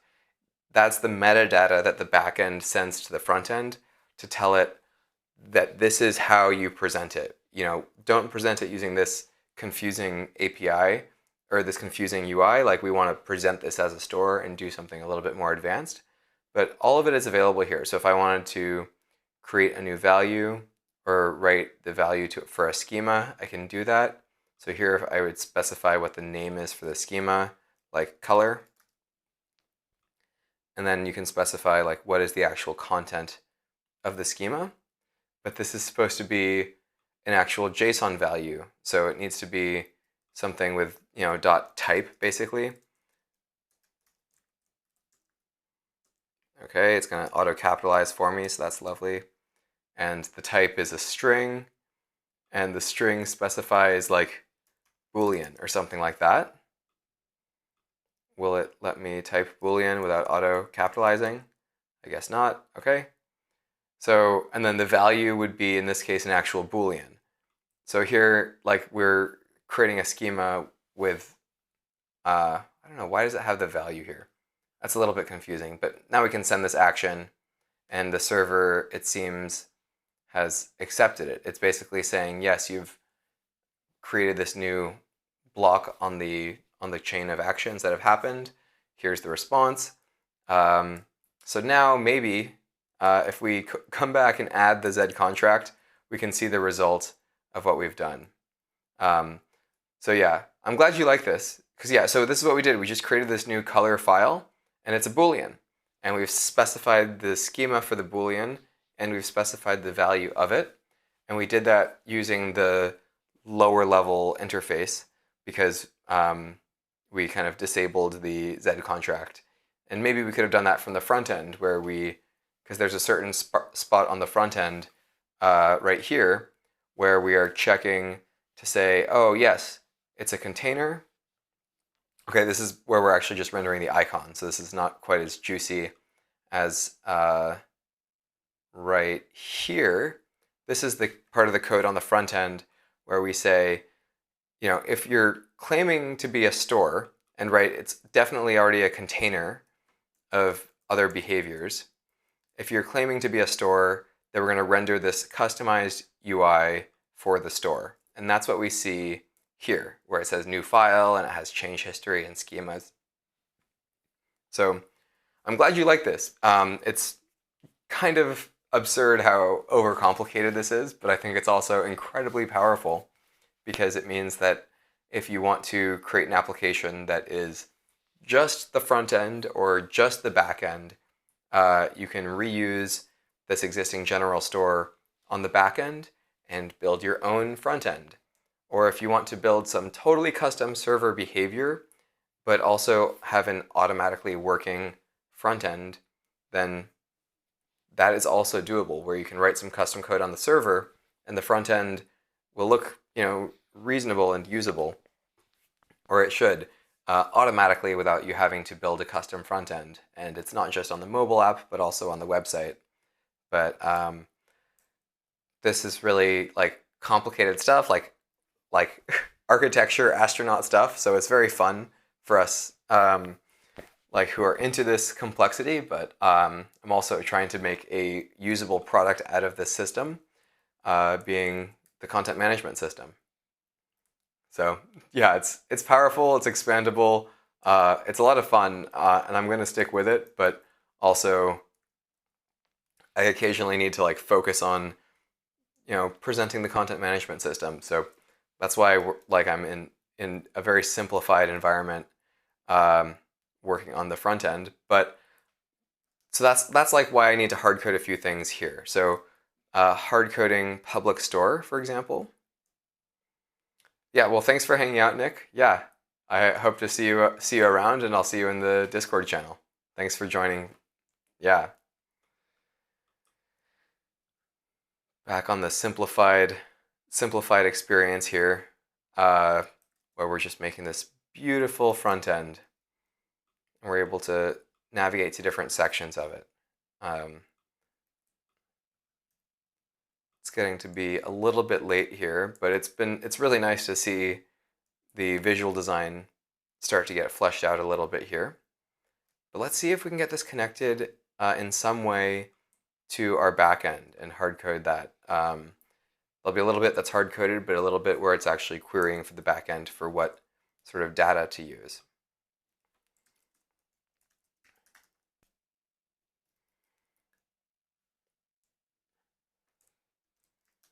So let's see if we can get the front end and the back end connected. I think that would be a great stopping point if we can get it so that it's showing the user files, basically the files that are inside the simplified dev store, because that will allow us to make some good demos, I think.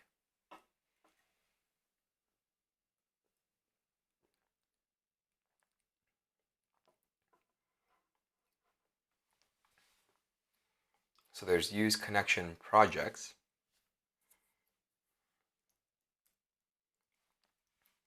But basically there's a concept of a connection and a connection provider. And we're going to need to have a connection provider and a connection that are basically going to be hard-coded.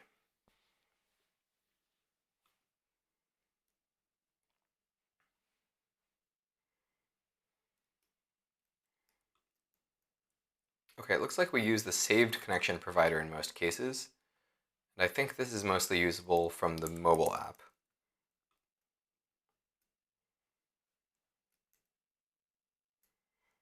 But yeah, the ability to make requests will depend on the connection context.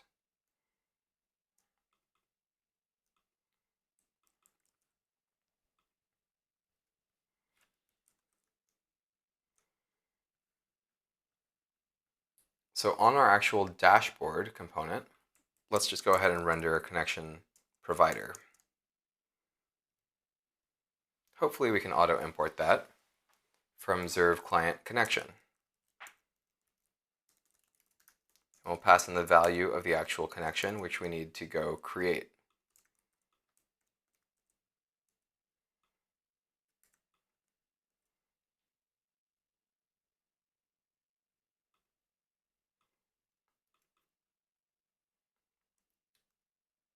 Okay, so there's the concept of leasing a connection. It's a little bit complicated because the application only wants to use connections that it's actually accessing or that it's currently using, because there's a cost to connection. So the idea is it's only going to show the connection or like utilize the connections that it's really needing at a given time. But there should be a function around to create a connection. So start connection, does this just return a connection? It does. Let's give this a try.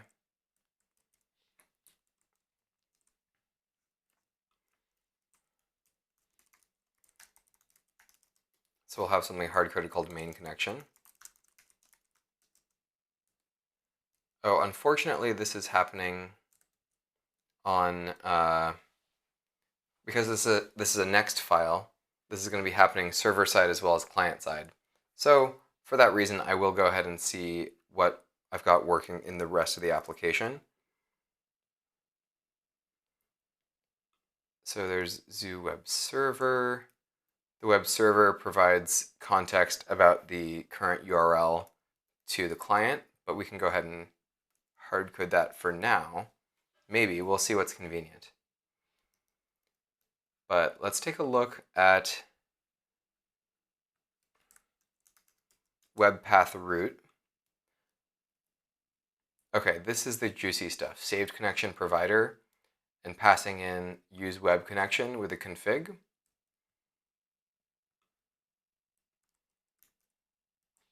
So I'm going to copy and paste a few things. And there's two different dashboard files. There's the page itself. So let's just go ahead and create the provider from the page itself.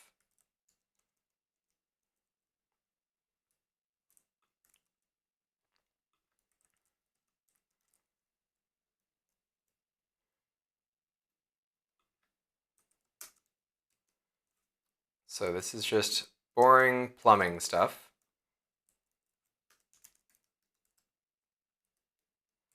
So now we need the actual connection, metadata basically, for this config. It's probably going to come in through the prop, but what I'm going to do is I'm just going to copy the behavior that we have here, because this is the Next.js API for loading content on the server side. Get web root server props. Whatever, that's already been written for us. And basically, we're just going to copy a little bit further, because now that the props are being queried server side, we have them coming in this way. And let's import that type. And then it's going to be probably what's on props. Props.config. Who usually does this conversion? Oh, we just pass in props.config into use web connection.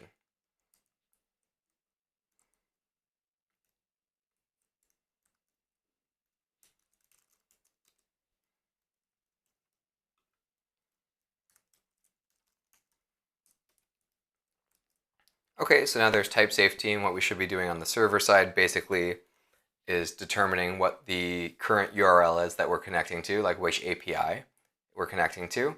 And then on the client side, we go and we set up our connection, pass it into a connection provider. And the reason we want to do that is basically so that inside of our dashboard, we can query for stuff like there's no tomorrow. So let's wipe out this connection provider here, because the connection provider is already taken care of here.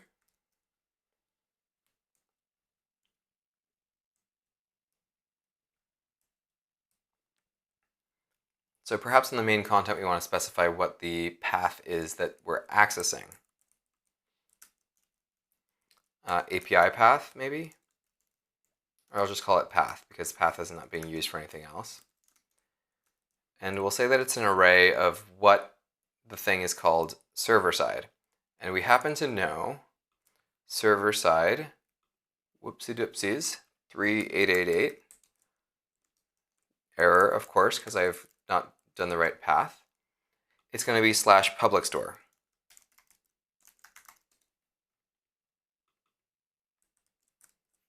and this is going to be the store. So now we've done basically as much as the hard coding as we need to do, but we need to actually make it so that we are querying for the real content. So I'm going to jump into main content and specify path as an array,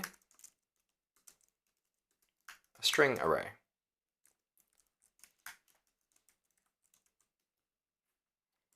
So now we need to be using this path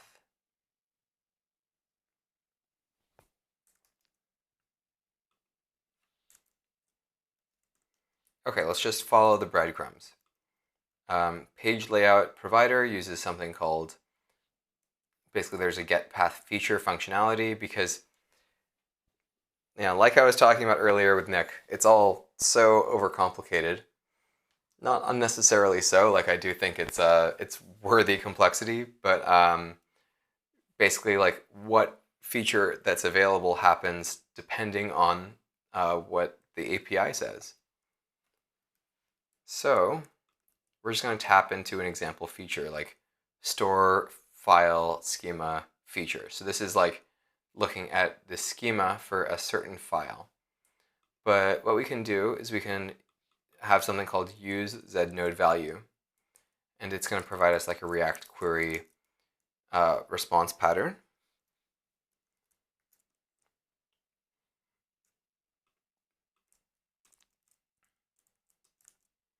And we're going to want to access the ... Let's call it the store path instead of the path, because that's a little bit more specific.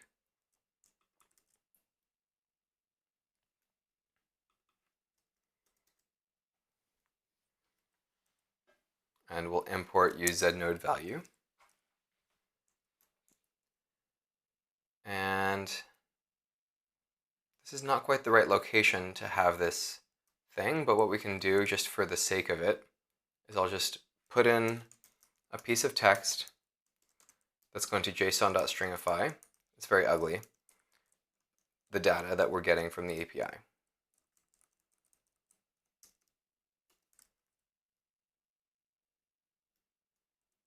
Okay, I don't know why we get this type safety issue, but let's just see what happens on our front end now.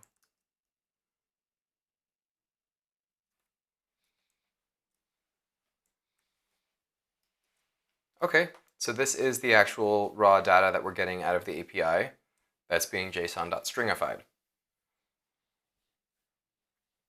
It's always nice when it works on the first try. So I'm going to take this JSON and dump it into VS Code and ask it to format so we can see kind of what the structure is looking like. So there's $ schemas, and then there's the actual individual files. So here we're accessing the entire state of the store. It's a little bit excessive. It's a terrible performance pattern because if we have a lot of content in the store, it's going to be a lot of JSON. And in theory, I think we can drill it down inside of here. So if we want to access just the schemas, we could do this. And then now,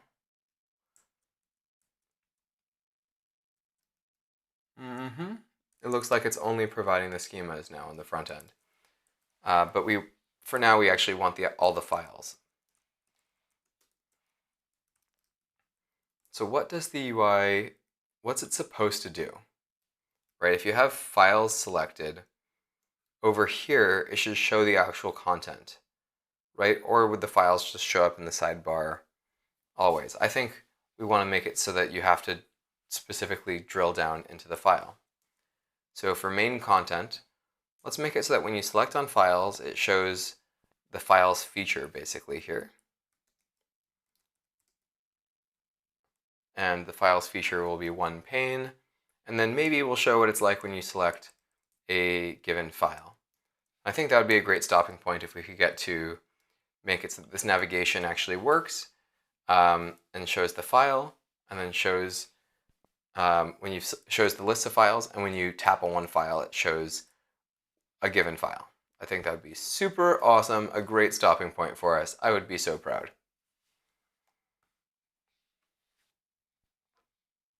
So let's undo this terrible hard-coded thing and figure out what we actually want to do here. But now we understand how to query. So main content specifies the nav state, and the nav sidebar is here, but there's nothing beyond the nav sidebar. So let's go ahead and say if the nav state is dot section is the files, then we're going to render the files feature. And we need to pass in the store path.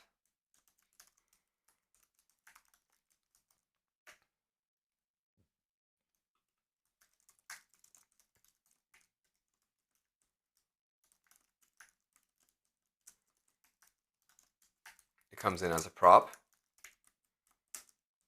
Oops, it's an array of strings.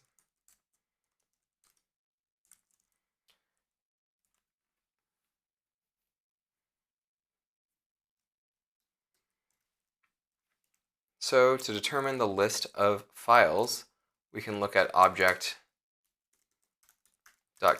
of data.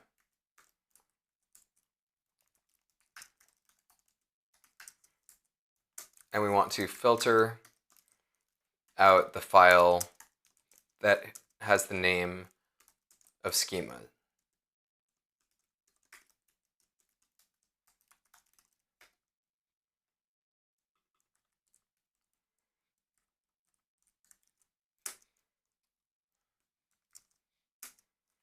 Okay, so maybe if we have is loading, we would render something different.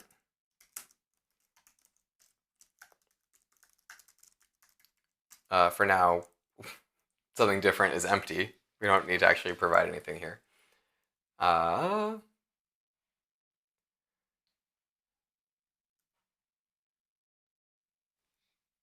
No overload matches this call. I'm not sure why TypeScript is unhappy, but let's just go ahead and render a view. And inside of the view, we'll map over each file and render it as a text. These are the file names, basically. Okay, so these are the files that are coming out of our API. That's lovely, and it only shows up here when we have the files section selected. I don't know if we want to have store path and maybe even the store name, so that way it shows up here.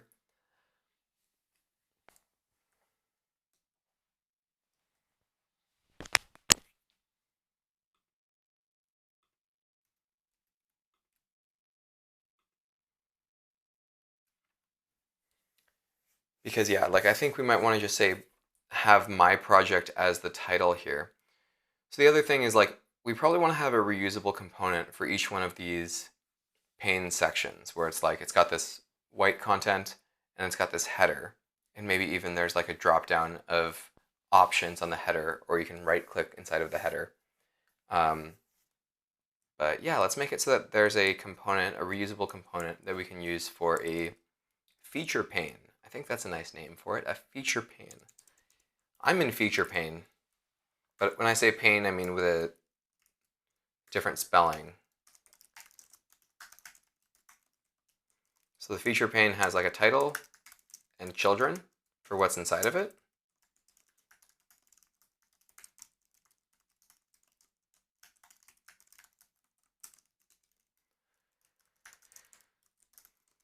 So it's got a view with some layout, but how about files features really files feature pane? I'm in so much pain. Okay. Just kidding, not kidding. No, but I do love this. Do love this crazy crap.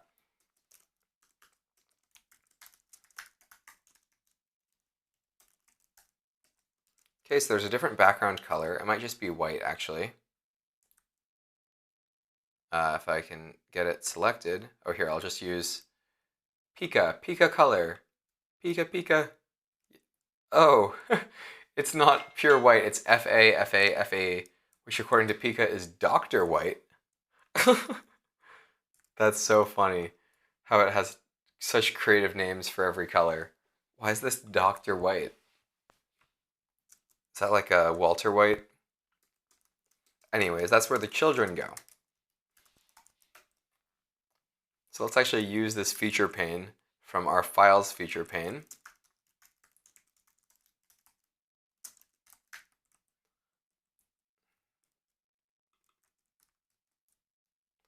And what does that look like in our app? Well, that is the correct background color, at least. I think the feature pane has like a border here.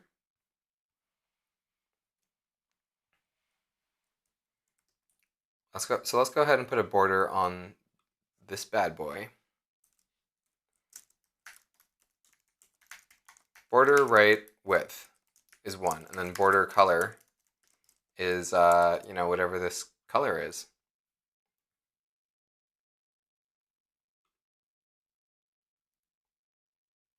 Okay, so it's actually black at 20%, which is okay. We can do that here inside of React Native. I just need to figure out how do I convert 20% into a hexadecimal. Like I don't know binary well enough to do that. That should be really easy. That should be straightforward. 20%.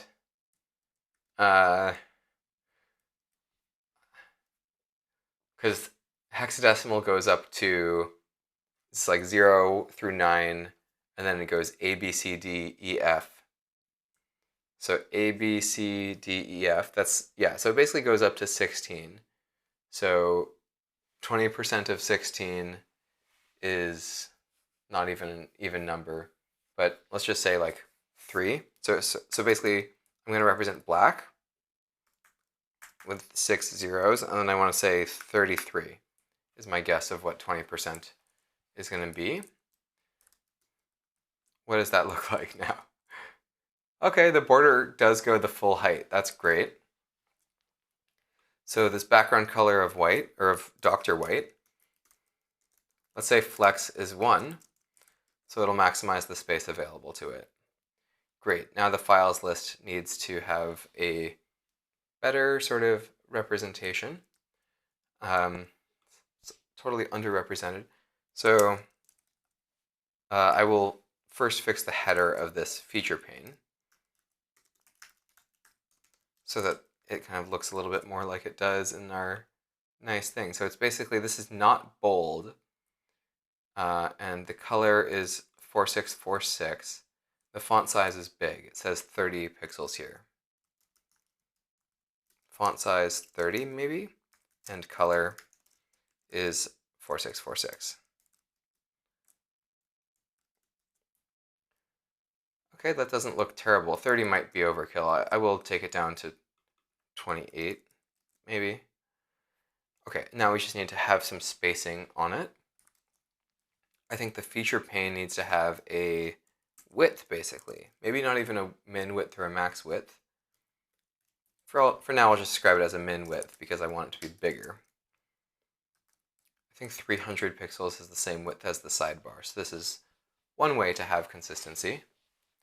And then we just want to have some spacing on the header. Right now the header is just a piece of text, but we could go ahead and make it a view with a min height of maybe 100. I don't know. Sometimes you just go on instinct, and you tweak it when it doesn't look right. Like that. That does not look right. Let's try a min height of just 80. Okay, so now if we just have some padding, maybe we'll be in business. Padding of like 16. Not so bad. So we're going to want to make everything line up if we can. So let's make it so that these items inside in the files list have their own padding. But it's 1 a.m. I do want to keep going for a little while longer because I'm having so much fun. So much fun. So I'm going to take a little bit of a break, but this has been fun. We've been making good progress. I'm just going to like turn my camera off for a few minutes, take a bio break, probably eat a little bit of a midnight snack, as it were, and leave it in this gorgeous state where you can kind of see what we're building and where we're at so far, which, at least from a visual perspective, it's like you can really see what I'm going for here. It's starting to make sense. So thanks for joining so far. I'm just going to turn off my mic, take a quick break, and everyone watching this on the VOD should just fast forward. Get those fast forward buttons ready.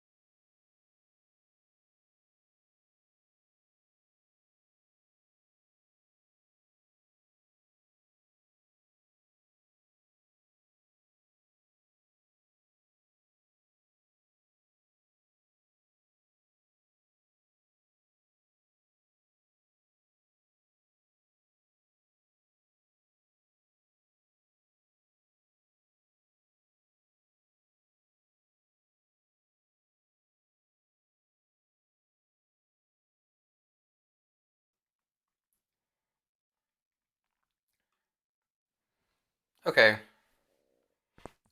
back for another hour or something. I was just stuffing my face with cookies and got another beer. Like, I'm just degen food and drink for a degen stream. Is exactly what should be expected. But I'm chilling. It's been fun to have such a little productive experience here.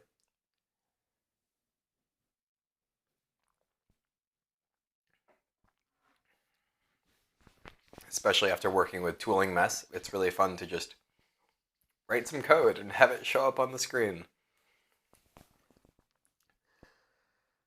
Okay, back into it.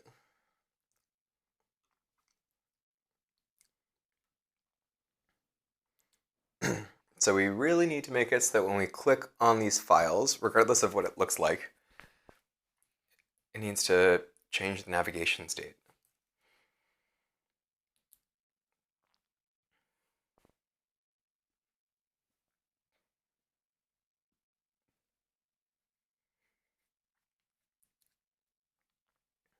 So here, each of these files are just rendered as a text. It'd be nice if it was rendering an actual button that would work. So the files feature pane, let's give it the nav state. And let's give it on nav state as well. So I think all of the feature panes will have access to the full nav state, because that's not that much of a bad choice, I don't think. So files feature pane. Let's copy over some of the types for the props here.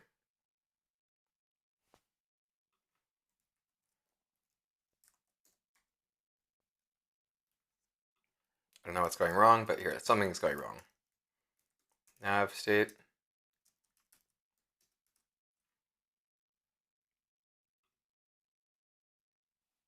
Oh, I copied the wrong types.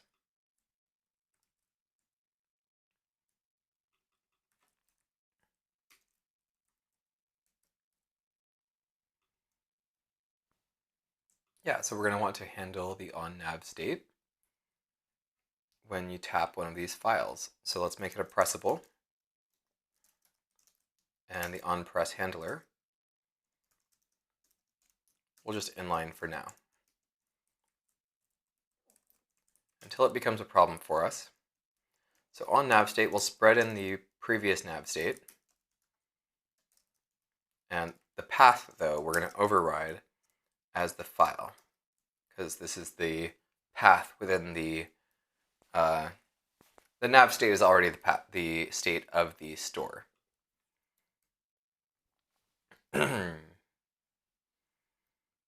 so when the section is files, we're going to render this files feature pane.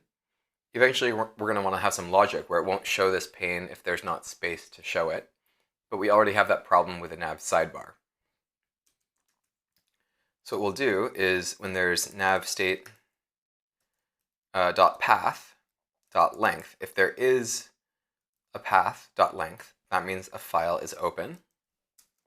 We're going to want to render the file pane, which doesn't exist yet. It's a new pane. It's a new type of pane. We're in such pain.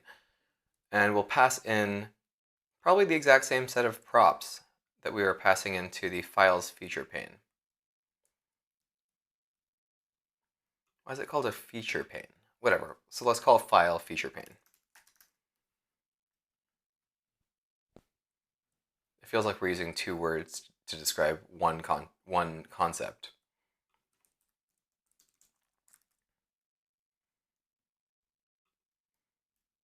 So this is the file feature pane, a new thing, a very new thing. And the file itself is going to be navstate.path, the first item in the path. And it's unhappy because maybe there is no path. So we can do this, we can say, to make the type happy, we can say that we don't know the name of the file if for some reason it's not here, but that's just because navstate.path in theory could be empty, but we know that this wouldn't be rendering if that were the case.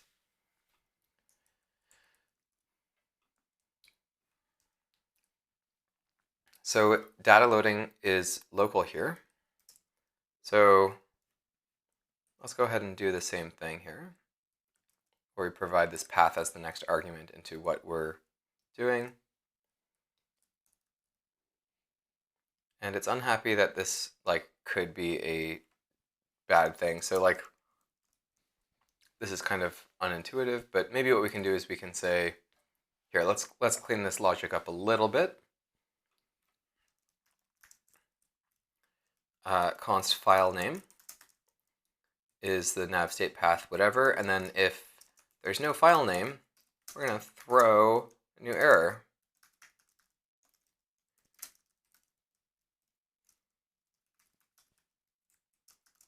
No file path for file feature pane.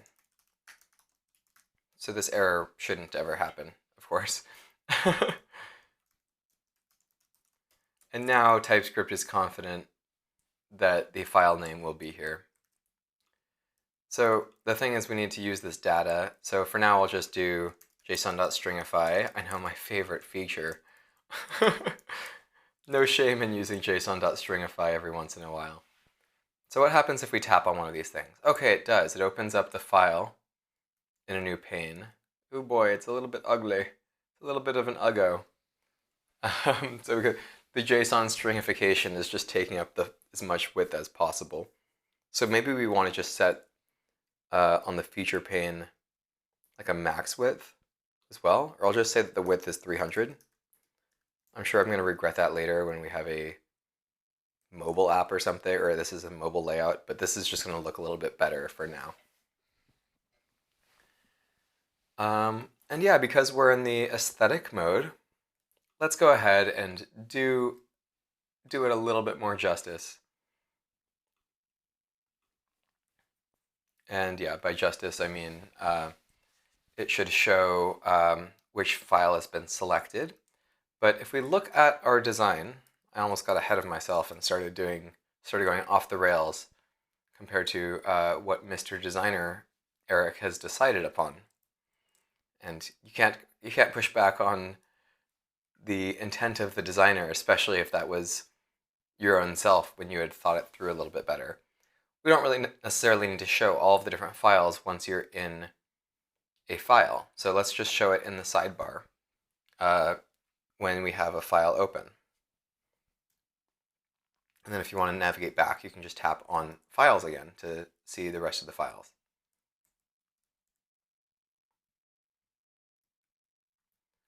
So what exactly is showing up inside of the file? Maybe we should just flesh that out really quickly rather than json.stringifying.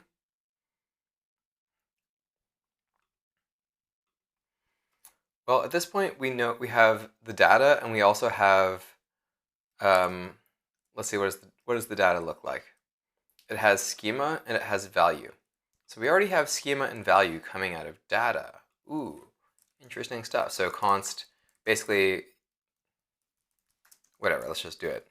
Schema value comes out of data. TypeScript is going to not like us for this because it doesn't really know what data is.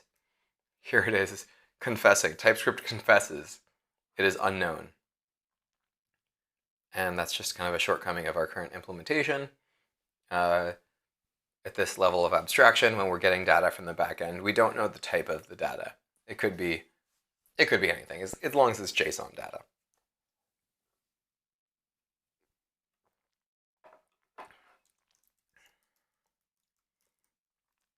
So I think there's something called JSON schema editor, which needs to it takes a schema and it takes a value and some other things that, yeah, and it wants an ID. The ID, I think, could just probably be the file name. And it's probably going to be upset if I don't provide a schema store, but I'll just provide an empty schema store for now, even though we should also basically be querying for the actual schemas themselves, the schemas that are shared across different things. But let's see what happens now. Well, that's kind of cool. That's kind of refreshing. It shows the actual, oops, whoopsies. I don't like it when that happens. Oh, I tried to go back as if going back would do anything, but there's no navigation linked into this yet. So,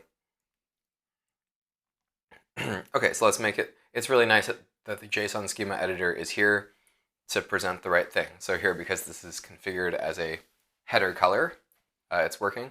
I think the problem is I tapped on FAQ and there was no schema available for it to reference because of what I just hard-coded. I just hard-coded the schema store as empty. So we're going to avoid that file like it's here to kill us.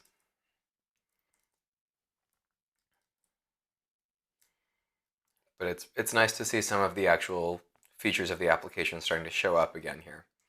And because there's no callback for what happens when this value changes, it's not letting me edit this content, but hey, I'm just happy that it's showing up. It doesn't look really great. This does not look like the design says it should look, but I'm just happy that the JSON editor is happily being rendered here, at least in some of these cases. So let's make it so that this files list disappears once a file is open, and instead it shows it here on the sidebar.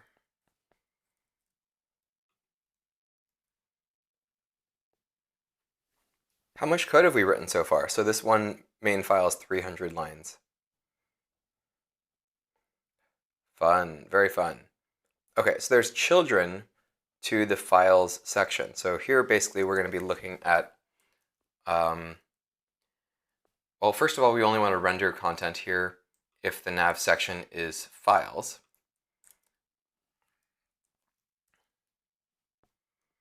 And then we can go ahead and render our own logic, or this is, because we have so much going on in this component, this is where I would usually delegate to another component, but maybe not just yet. So there's nav link section, but then we also kind of want to have something that's like nav link, perhaps. So maybe we can break out nav link section, break the link component out of that. And then here we would render a nav link, which has an onPress.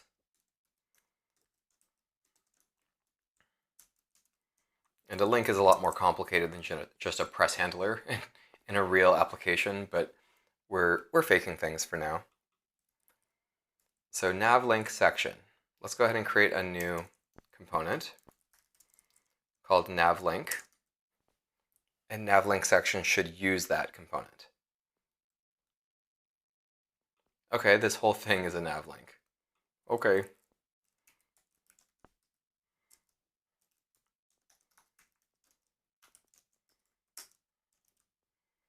And what else needs to be here? Well, there's going to be an onPress. We know about that one, and there's a title.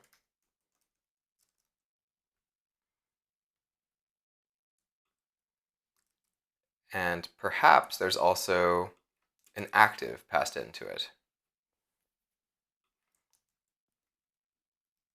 We can skip the icon. No, we can't skip the icon, but we can skip the children.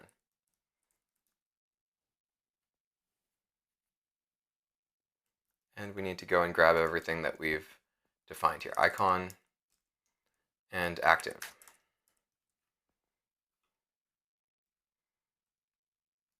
Okay, so we've done a little bit of a refactor here so that we can reuse that bad boy.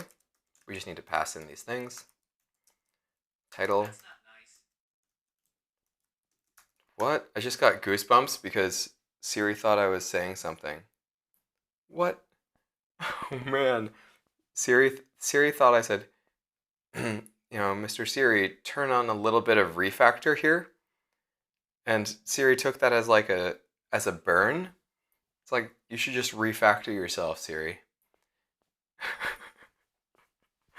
That's so funny that I got spooked by Siri false activating. I thought I was alone in this room, but here Siri is listening to me. Love it. Not really. Okay, the icon on press, oh, and active.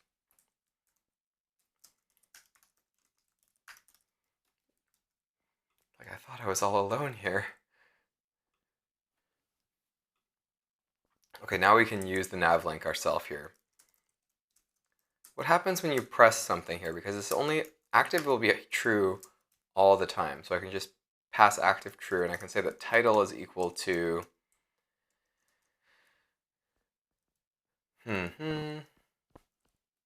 title is basically equal to nav state dot path with the first item in the path. And otherwise, like we've gotten ourselves confused.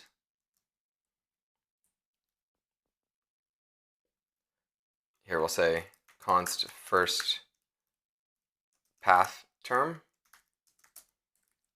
and that will be nav state dot path, the first path term, which might be empty. But if the first path term is here,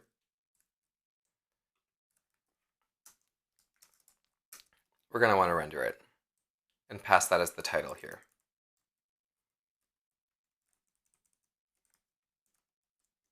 And at this point, TypeScript should agree that it's true. We don't really know what happens when you press this thing, but it should be an active thing that shows up. Okay, yes, it's active header color. The other thing is we only want to show the navlink section as being active if there's no first path term. So this way it's showing that we are selected the header color. And I want to make sure that we can tap on files, and it does successfully close basically the file that's open. Good, we're making progress. We just want to make sure that there's also no path term at the time we're rendering this files pane.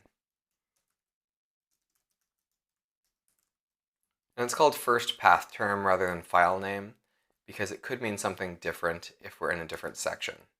And that's probably just a shortcoming of the way this thing is built. But okay, so this is a kind of successful navigation system, kind of. Very, very simple. So how about on files list, we actually render nav items.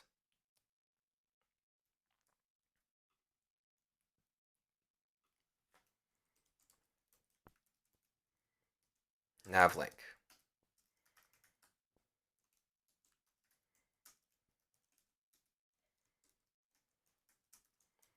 And basically it'll never be active. So we don't even need to provide active. That's nice. Okay, so on press, well, that's the behavior we have here. Oops.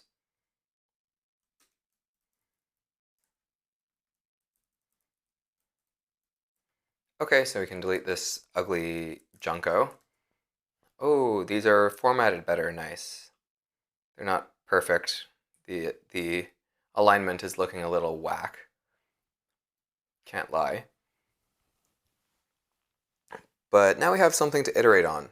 And it's really nice that this is all consolidated in one section here. I'm trying to think what is the next logical step for us here. Maybe we should make it so that this doesn't happen. This one's kind of embarrassing. So one thing we could do is we could make it so that the files feature pane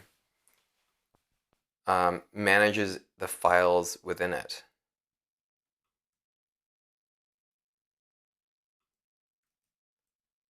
I'm just going to go back to the design and see what it looks like we want to do next, because we should also be able to handle some depth.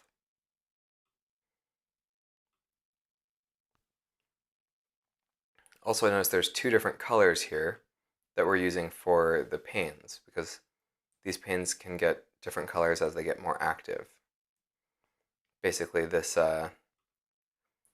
pane on the right is pure white, basically. It's not quite pure white. It's off by 1 bit. FE, FFFFF. And Pika does not have a name for this white, but it does have a name for FA, FA, FA, which is Dr. White. Pretty funny.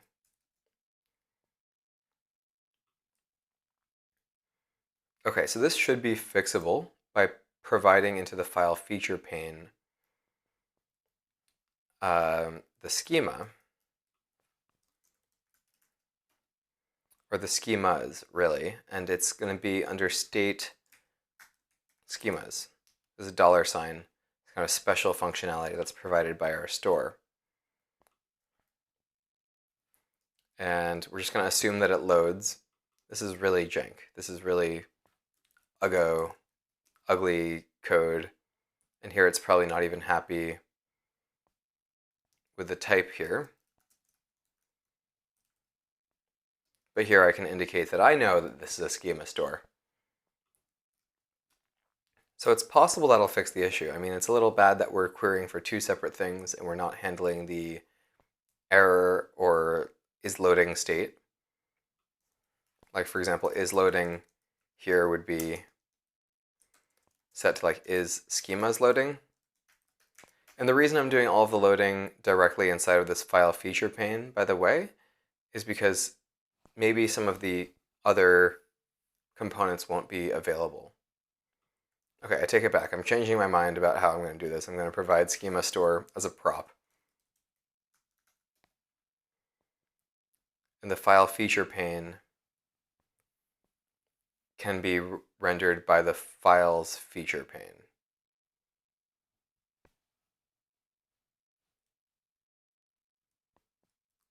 Well, let me just make sure that that actually fixes the issue. And just for the sake of expressivity, I'll say is schemas loading also return null. So let's see if this does fix the issue, or if I was just totally wrong about what the issue actually is. Okay, it's funny that it's rendering a 0 in some circumstances. Oh no!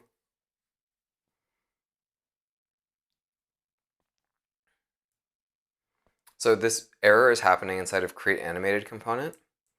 So this is something actually I know kind of what's going on here. It's because we're using layout animations deep inside the implementation of JSON schema editor. Like there's this fade in up, fade out down behavior, this animated.view. So this was meant to just make it so that the UI was like sexy. And I'd rather have a working UI than a sexy UI. So we're just going to like literally extract all of reanimated out of the JSON schema editor. And it loads. That's nice. That's nice that it loads. It says that it's a type of object, and it really should be a type of FAQ, right? Or question, answer, question, answer?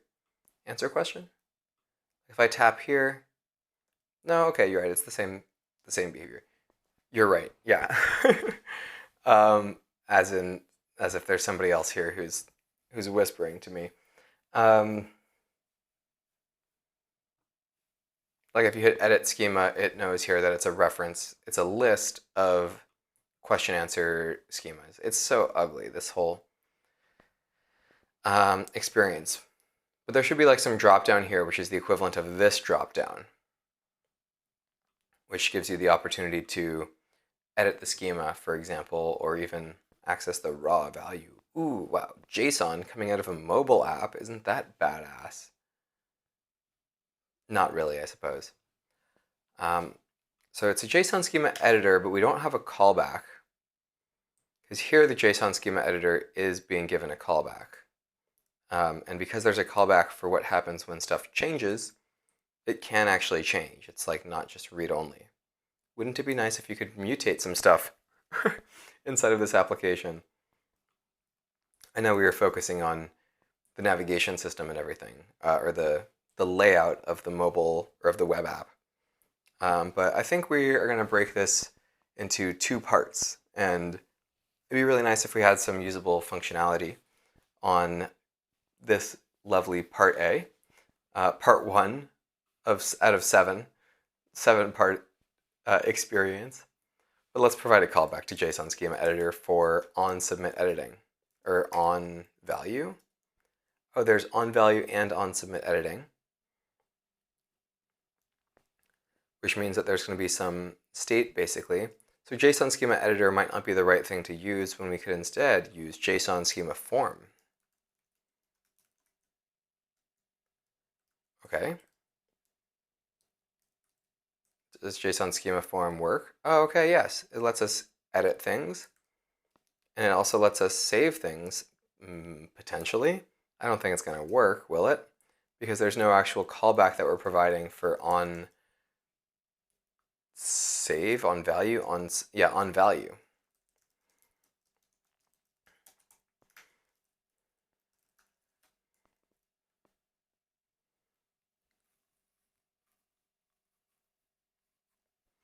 So on value here is meant to be async. So it's no big deal. We can easily just make this an async function. And you can see I just put a debugger statement in there. So if I open up our trusty console, and if I make some changes and hit save, it comes here and says, oh, here's your new data.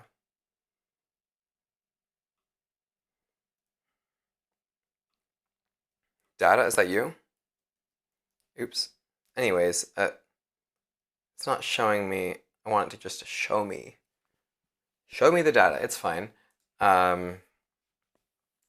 Look, I'll search the code base for other times where we use onValue, and maybe we'll find the magic async code that's being used to save the value. Okay, there's a lot of references to onValue. It's fine.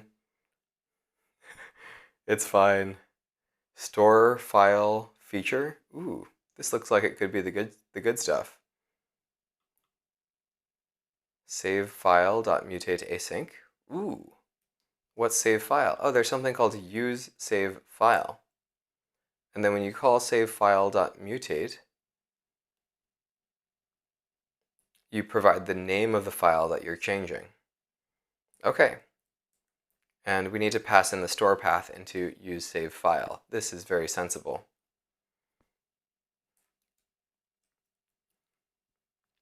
So let's import use save file from our client mutations.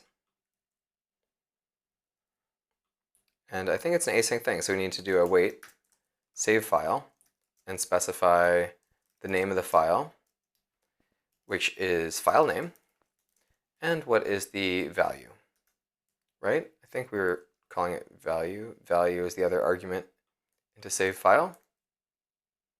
Yep. That would make sense. Let's just call it value here.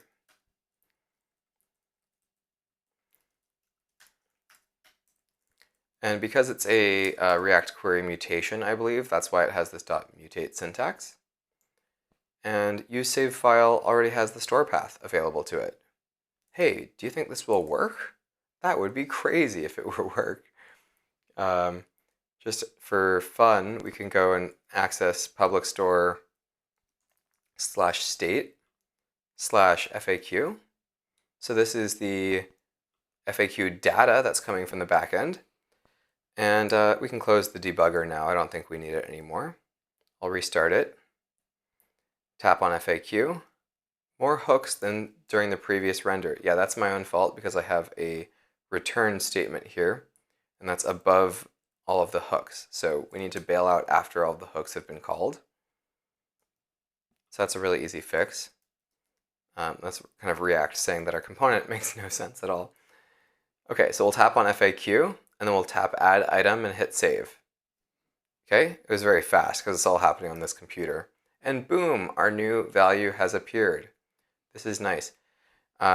What's not nice though is when we tap on one of these things, like this modal appears, and instead of a modal appearing, we should be opening another pane, another sort of feature pane.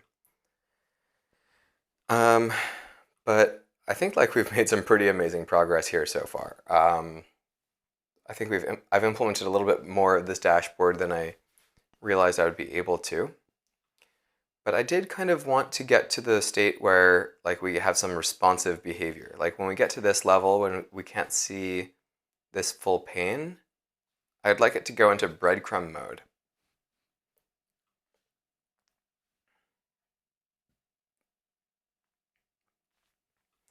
So there's probably something called Expo media queries, if my memory serves correctly.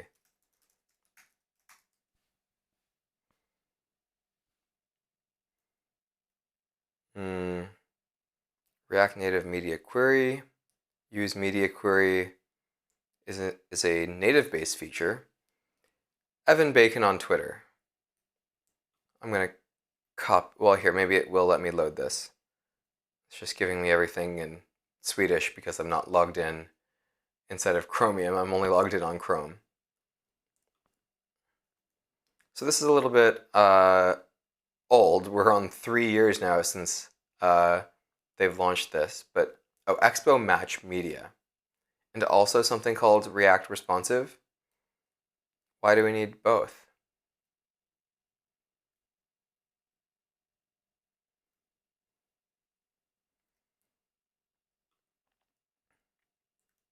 Whatever. Maybe we'll just do both of these things.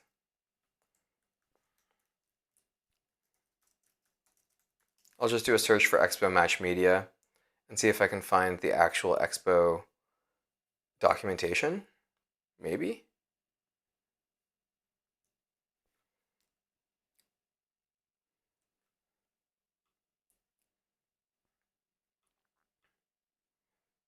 Okay, what if I find the documentation for React Responsive? Well, let me just see what this is. Like, is this...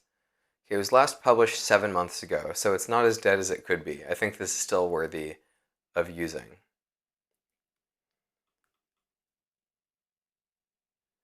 I see. So Expo Match Media is basically a polyfill for React Native. And there is an actual window.matchmedia API. So I will just use the main library that I think I need to use, which is probably React Responsive. And this has been updated recently.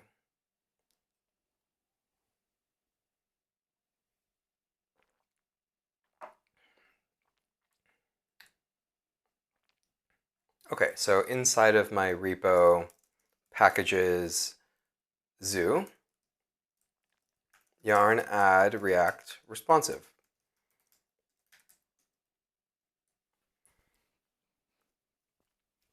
I've never used this before, but I have a good feeling about it. It has this nice hook, use media query.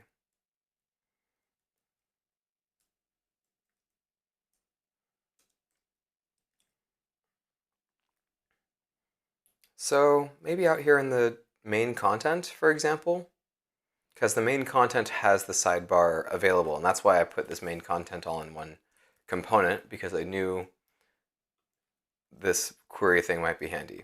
So use media query, auto import was not working there. I'm not sure why auto import was not working.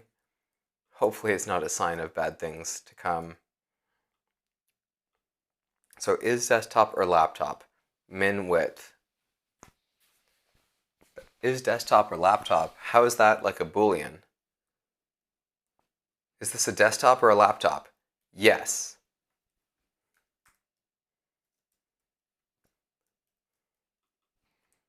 Is wide? I don't know. What we'll do is we will just render... We'll just go ahead and wrap this whole sidebar. So say, is wide? If so, the sidebar is visible. And we're saying query if min width is 600. So I guess this makes sense for is wide.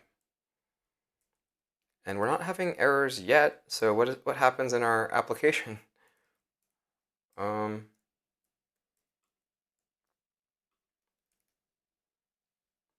Is wide. So if we lower it, oh wow. Holy shit, it's cool. Oh man, I did not expect that to just work right off the bat. Oh man, oh yeah. So of course we need to go implement our breadcrumb component now, because none of this stuff is going to work without the breadcrumbs here. And also I'm laughing that we're rendering 0. I bet you I know why we're rendering 0. I bet you we're rendering some dot length. And so basically this should be a ternary, where if length is true, we render the file feature pane, otherwise we don't render anything.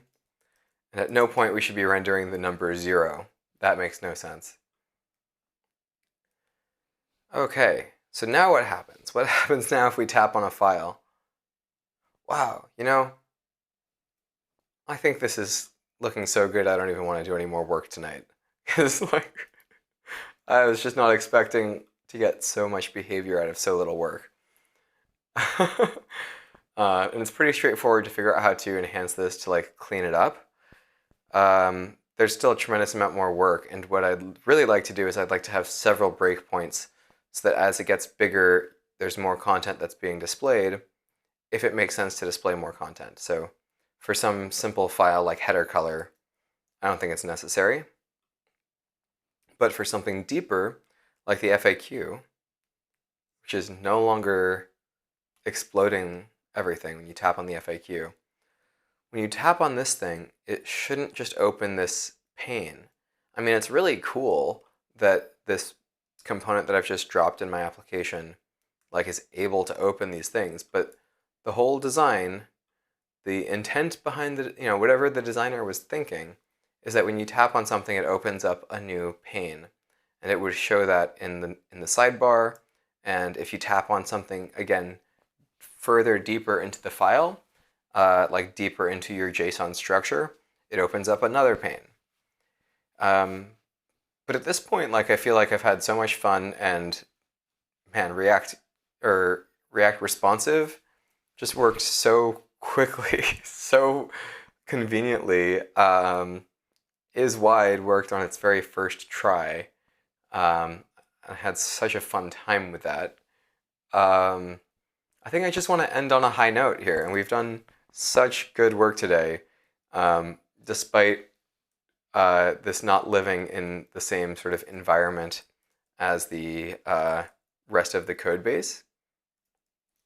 Because, I've gone to great lengths to make it so that a lot of the other features would work well on mobile as it does on web. And now, well, it feels like we've broken that by implementing all this other stuff. But what's cool actually is we haven't broken it. All of the existing code base for this server-side defined GUI still is living alongside, as long as you don't have something called dashboard. And here we don't. We have something called public store instead of dashboard. And this is the same exact behavior. And also, if we tap on FAQ now on web,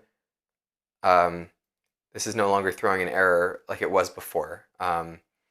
So we've actually fixed issues with our other experience, in addition to our building a whole new experience on a new URL that's living alongside the other app. It's a little funny how the React Native app is trying to do a live reload every time we refresh the code on the front end of web, but that's probably because Metro is picking up files that Next is changing. But we're well on our way of creating a new user interface to our store. And I'm really proud of the work that I've done tonight so far. It's been just under 3 hours, and I think I'm going to wind it down. I think we've had a really fun time getting it so that the GUI matches the design to a much greater extent than we had before. So a lot of the colors are correct, and we managed to actually drop in the real editing experience, where you can jump into the header color. This is not a very nice color picker, if I'm being honest, but maybe if you want to make it green, you edit some values here, you hit save, and then now on our API for the content management system, if you're querying properly, you can query for header color and get these new values. Oh, it's a green header. Ooh, wow. So This has been almost too much fun, especially compared to the stream that I had earlier today where I was trying to work on tooling nonsense.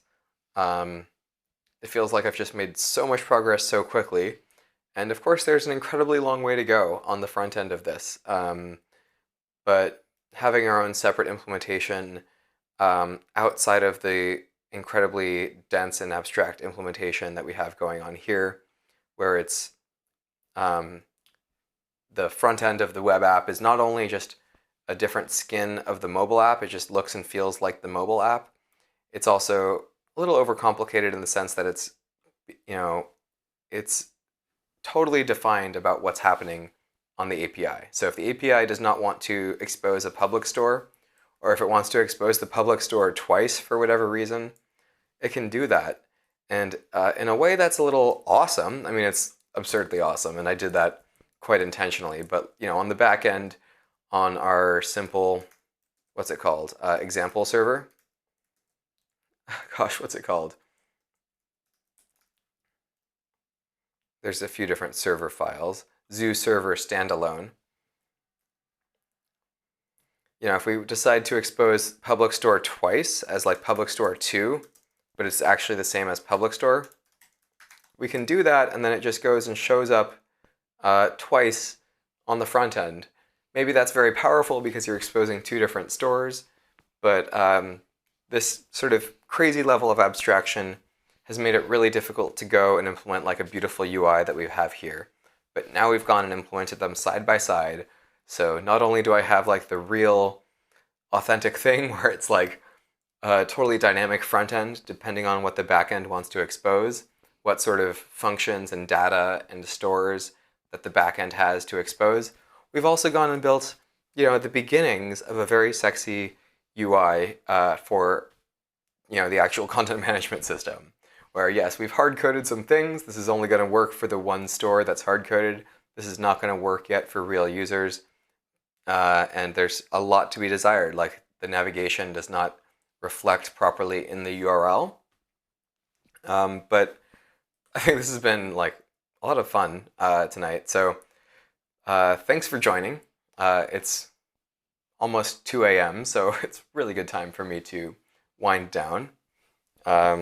I still have a little bit more beer to drink, but I'm going to do that off stream. And this is one of those VODs that I will be sharing on the VODs channel, which if you're watching this, I'm sure you are there and you already know about it because nobody is here live with me anymore.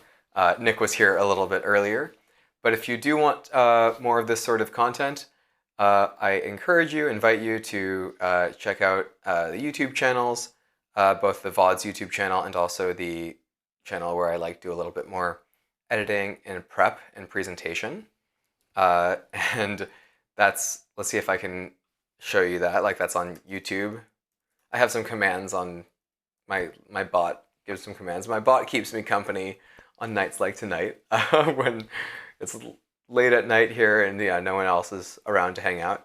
But also Discord. Discord is where you can interact with me asynchronously and be kind of a part of the community because there's a growing number of people who are interested in contributing and also interested in using Zerve and learning about Zerve as just a content management system. And I think maybe there's a few other links, there's a Twitter. I'm always on Twitter, so feel free to DM me on Twitter or just DM me on Discord. And yeah, I stream this content live on Twitch at kind of random different hours of the day. This is consumable content for the US time zone because I'm streaming late at night here in Stockholm. And who knows where I'm going to be going next. But I'm going to continue on the Zerve project. And I appreciate everyone for being a part of this community, whether or not you're watching and just following along. If you want to contribute on the Zerve project, or if you're just interested in using Zerve as a user, eventually I'm hoping to set this up as a service to charge a small amount of money and help you configure your applications and allow the non-technical people in your company to safely modify the content and the settings that are being used inside of your application, your web app, or your React Native app. So thanks so much for joining, and I hope to see you around the community. This has been like almost too much fun. It's almost been criminal. We made so much progress tonight. So thanks for joining, and I will see you in the next one.